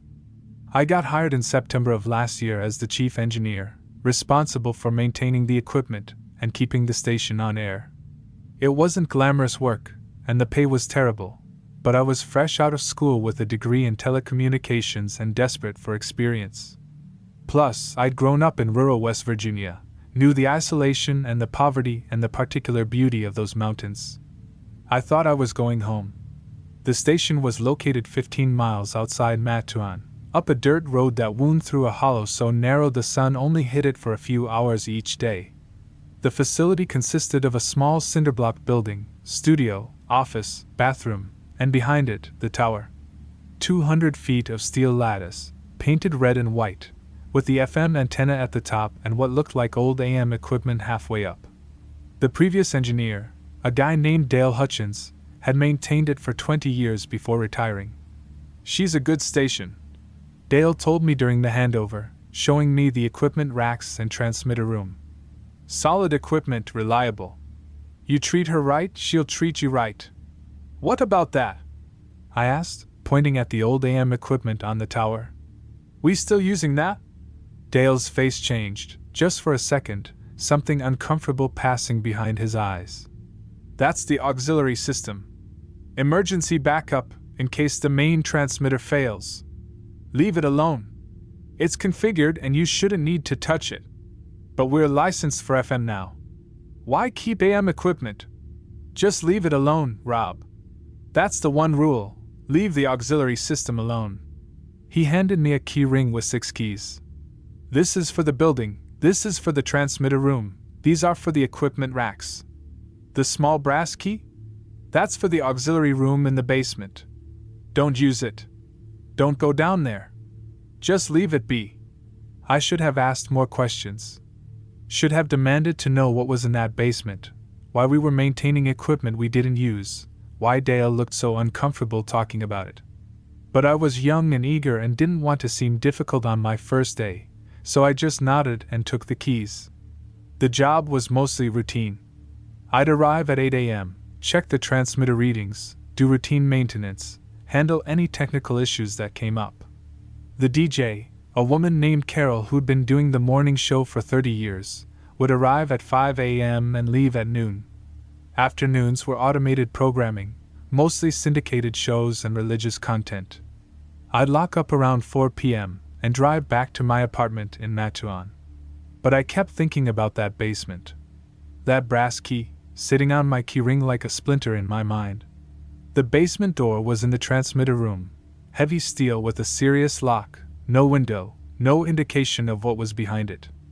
I'd press my ear against it sometimes, listening, but heard nothing except a faint hum that might have been electrical equipment, or might have been the building's HVAC.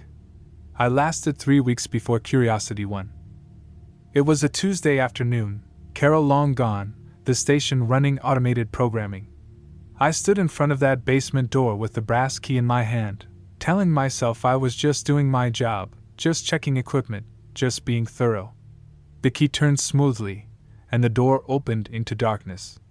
I found a light switch, and fluorescent tubes flickered to life, revealing concrete stairs descending about 15 feet. The hum was louder here, definitely electrical, coming from below. I took a breath and went down.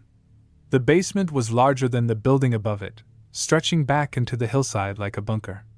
The walls were concrete, unpainted, with cables running along the ceiling in organized bundles.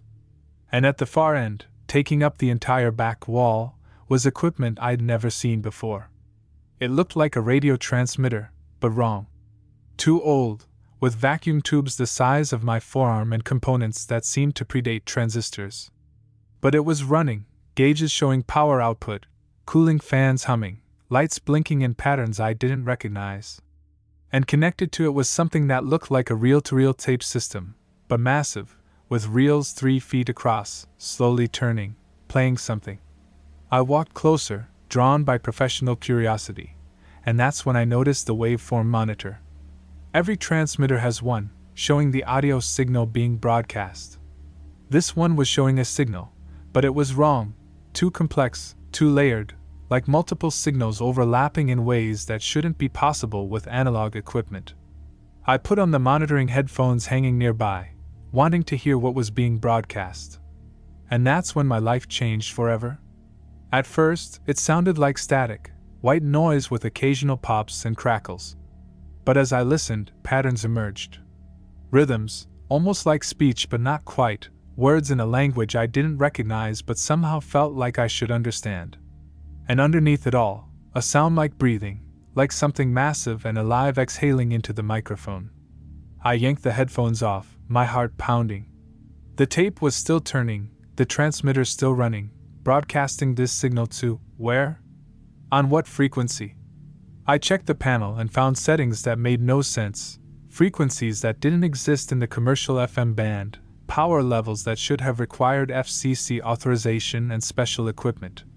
That's when I saw the log book. It was sitting on a shelf near the transmitter, a thick binder with entries dating back to 1952. I opened it, started reading, and learned the truth about WMTN. The station had been built on the site of an old coal mine, not over it, but into it. The basement extended back into the mountain, following old tunnels that went down and down into the earth. And in 1952, when they were installing the original AM equipment, the engineers had found something in those tunnels. Something that had been down there a long time, maybe forever, something that existed in the spaces between spaces, that lived in the darkness under the mountains. They called it the signal. Not a broadcast in any conventional sense, but something that wanted to be heard, needed to be heard, that would push through into our world if given the chance. The original engineers had made a deal with it, or maybe they'd just been forced into it. The log entries weren't clear. But they'd built this auxiliary system, this transmitter that broadcast into frequencies that didn't exist, that sent the signal out into the spaces between, keeping it satisfied, keeping it from pushing through. Must maintain broadcast at all times. One entry from 1958 read, "Stop transmission for maintenance on March 15th. The signal became aggressive. Heard voices in the tunnels, saw shapes moving in the darkness. Equipment damaged. 2 engineers missing. Restored broadcast immediately. The signal calmed. Will not interrupt again." Another entry from 1971. New engineer questioned the auxiliary system. Threatened to report it to FCC. The signal responded. Engineer found in tunnel, changed. Had to put him down. Sealed tunnel entrance. The signal must not be interrupted. The entries went on. Year after year, different handwriting as engineers came and went, but always the same message: keep the signal broadcasting, don't interrupt the transmission, don't go into the tunnels, don't let it push through. The most recent entry was from Dale, dated 3 weeks earlier. Retiring after 20 years. Told the new engineer to leave the auxiliary system alone. Didn't tell him the truth, couldn't find the words, couldn't make it sound real. Maybe he'll be smarter than I was. Maybe he won't go into the basement. But if you're reading this, Rob, and you've made it this far, I'm sorry. You're part of it now. The signal knows you exist. It knows you can hear it. And it will never let you forget. I dropped the log book, backed away from the equipment, my mind trying to process what I just read. This was insane, impossible, the paranoid delusions of engineers who'd spent too long alone in the mountains. But the equipment was real, was running, was broadcasting something. And I could still hear it, even without the headphones, a faint whisper at the edge of perception. That's when the tape stopped. Just stopped, mid-revolution, like someone had hit pause. The transmitter kept running but the signal cut out, and in the sudden silence, I heard something from deeper in the basement. From the tunnels that weren't supposed to exist anymore, that Dale had said were sealed. A voice. Multiple voices. Overlapping and echoing, speaking in that same language I'd heard on the tape, the language that wasn't quite language but felt like meaning anyway. And they were getting closer, moving through the darkness, coming toward the light. I ran. Didn't think, didn't hesitate, just bolted for the stairs. Behind me, I heard the voices getting louder, more excited, and something else, footsteps that didn't sound quite right, like feet that had too many joints or not enough. I hit the stairs and took them 3 at a time, burst through the door into the transmitter room, slammed it behind me and locked it with shaking hands. The voices stopped. Everything stopped. And then, very quietly, something knocked on the door from the other side. 3 times, polite and patient. I grabbed my keys and my phone and ran out of the building, got in my truck, and drove straight to Dale's house in Mattuan. Found him sitting on his porch, a beer in his hand, like he'd been waiting for me. "You went into the basement," he said. Not a question. "What the fuck, Dale? What the fuck is down there? What am I broadcasting?" He took a long drink, stared out at the mountains going dark in the evening light. "Something old.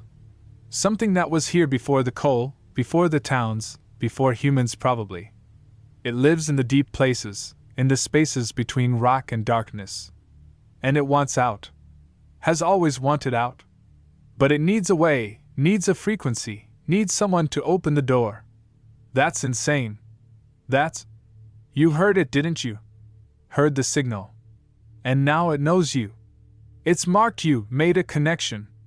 You're part of the system now, part of the transmission. I'm quitting. I'm walking away, letting the company deal with it." Dale laughed, bitter and tired. "You can't quit, Rob. I tried, after my first time in the basement. Put in my notice, packed my stuff, got 10 miles down the road before the headaches started. Felt like something was inside my skull, pressing out, trying to split me open. Made it another 5 miles before I started hearing the voices, the signal, coming from inside my own head. Turned around, came back, and the headache stopped the moment I walked into that building." "You're lying. Drive away then. Go ahead. See how far you make it." I got back in my truck, drove toward Huntington, got maybe 30 miles before the pain started. Not a headache exactly, more like pressure, like something was inflating inside my brain. And I started hearing it, the signal, faint but clear, speaking that language I didn't understand but somehow knew was saying, "Come back. Come back. You're part of us now. You can't leave. Come back." I turned around. The pain stopped instantly. And Dale was still on his porch when I pulled up, nodding like he'd known I'd return. "It gets easier," he said. "You learn to live with it, to work around it. The signal only gets aggressive if you interrupt the transmission. Keep it broadcasting, keep it satisfied, and you can have something like a normal life. I managed 20 years. Why? Why does it need to broadcast? What is it even sending? I don't know.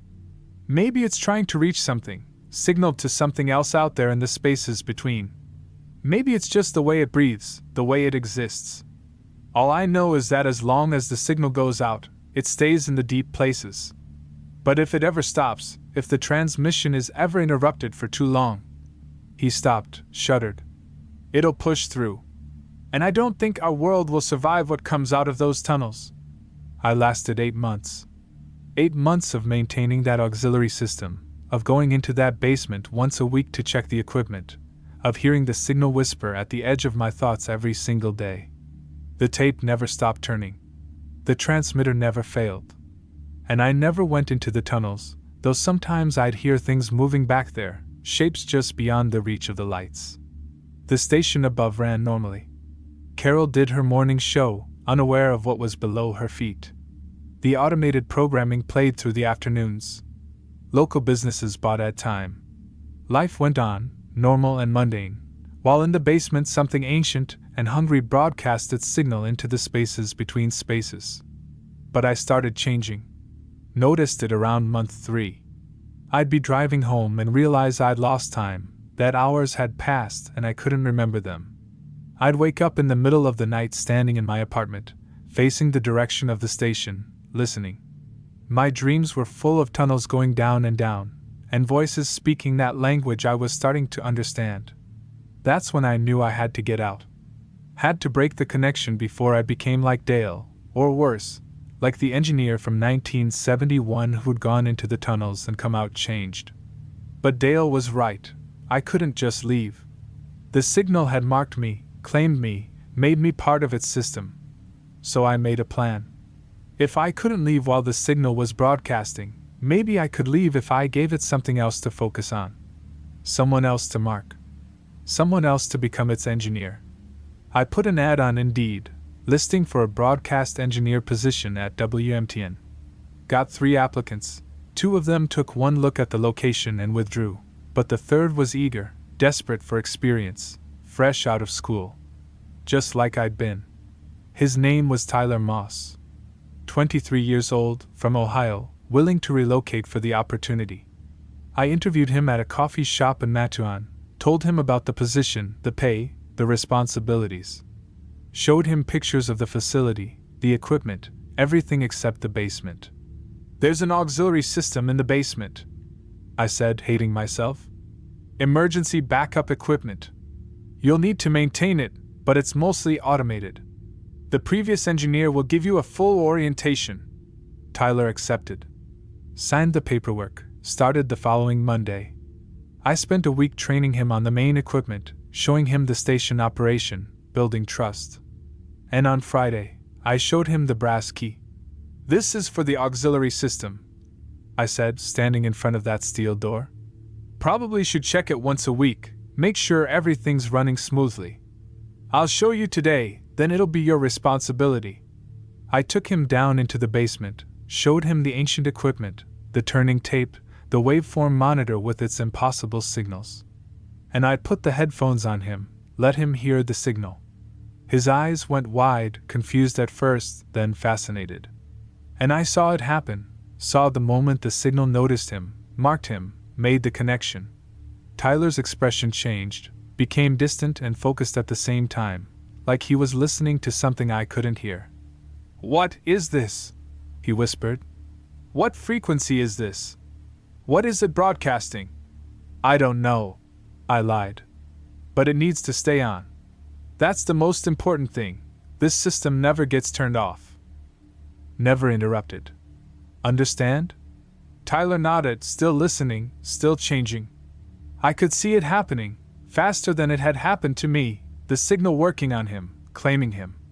I left him there in the basement, went upstairs, and walked out of the station for the last time. Got in my truck and drove, expecting the pain to start, expecting the signal to call me back. But it didn't. The connection had broken, or maybe just transferred. Tyler was the engineer now. Tyler was part of the system. I made it to Huntington before the guilt hit. I'd condemned that kid to the same thing that had happened to me, maybe worse. Had fed him to something ancient and hungry just to save myself. I tried to call him, to warn him, to tell him to run, but his phone went straight to voicemail. I called the station. Carol answered. Is Tyler there? I asked. The new engineer? Oh honey, didn't anyone tell you? Tyler had an accident his second week. Fell down the basement stairs, hit his head. They found him 2 days later. He'd been down there the whole time, just sitting next to that old equipment, staring at it. Wouldn't respond, wouldn't move. They had to carry him out. He's at Welch Community Hospital, psychiatric ward. Won't speak, won't eat, just sits there listening to something nobody else can hear. The guilt turned to horror. Is the equipment still running? The auxiliary system? Oh sure, honey. Dale came out of retirement, said he'd maintain it until they find a new engineer. Said it was too important to let it fail. Dale. Of course. He'd known I'd try to escape, known I'd try to transfer the connection. And he'd been waiting, ready to step back in, to keep the signal broadcasting. How many engineers had there been over the years? How many had tried to escape, tried to sacrifice someone else, only to fail? That was 6 months ago. I've been in Huntington ever since, working a retail job, trying to build a normal life. But I still hear it sometimes, late at night, when the city goes quiet. The signal, faint and distant, speaking that language I'm starting to understand. It's not done with me. Maybe it's never done with anyone it marks. Maybe we're all still connected, all still part of the broadcast, no matter how far we run. I called Welch Community Hospital last week, asked about Tyler Moss.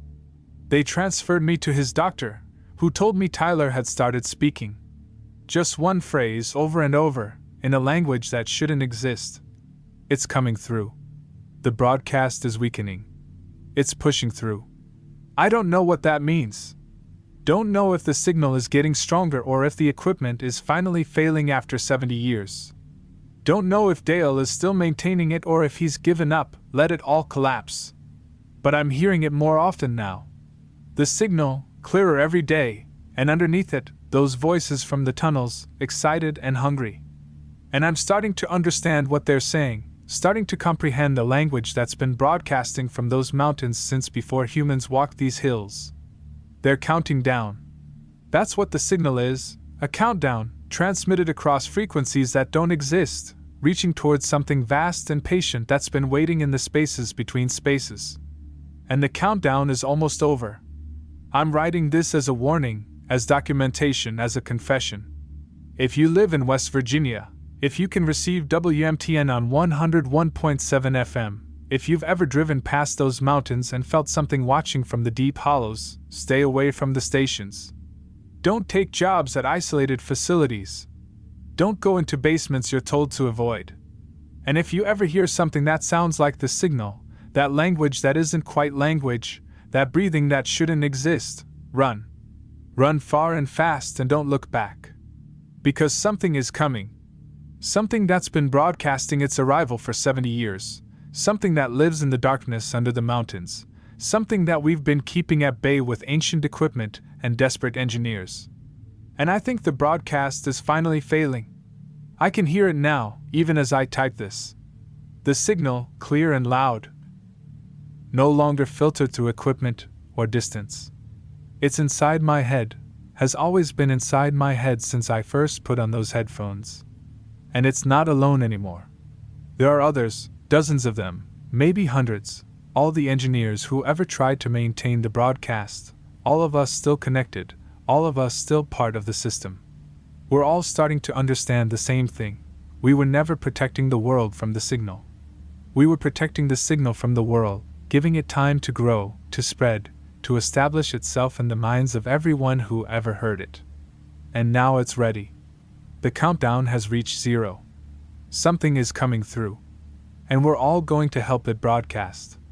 Robert Chin was found in his Huntington apartment on April 3, 2024, sitting in front of his laptop, this document on the screen.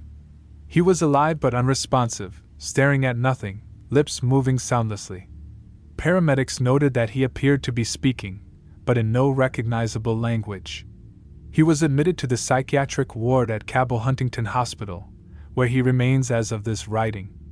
On April 5, 2024, WMTN went off the air. The FCC investigated and found the facility abandoned, all equipment shut down, including the auxiliary system in the basement. The tapes in the basement system had run out, reaching the end of a recording that had been playing continuously since 1952. Since then, there have been reports of unusual broadcasts throughout Appalachia, unauthorized signals on frequencies that shouldn't exist, transmitting in languages that no one recognizes but everyone somehow understands. The FCC is investigating, but so far they've been unable to locate the source of these transmissions. If you're reading this, and you live in West Virginia, Kentucky, or Virginia, please report any unusual radio signals to local authorities. Do not attempt to listen to them. Do not attempt to understand them. And whatever you do, do not go looking for the source. The signal is no longer contained. And we don't know what's coming through.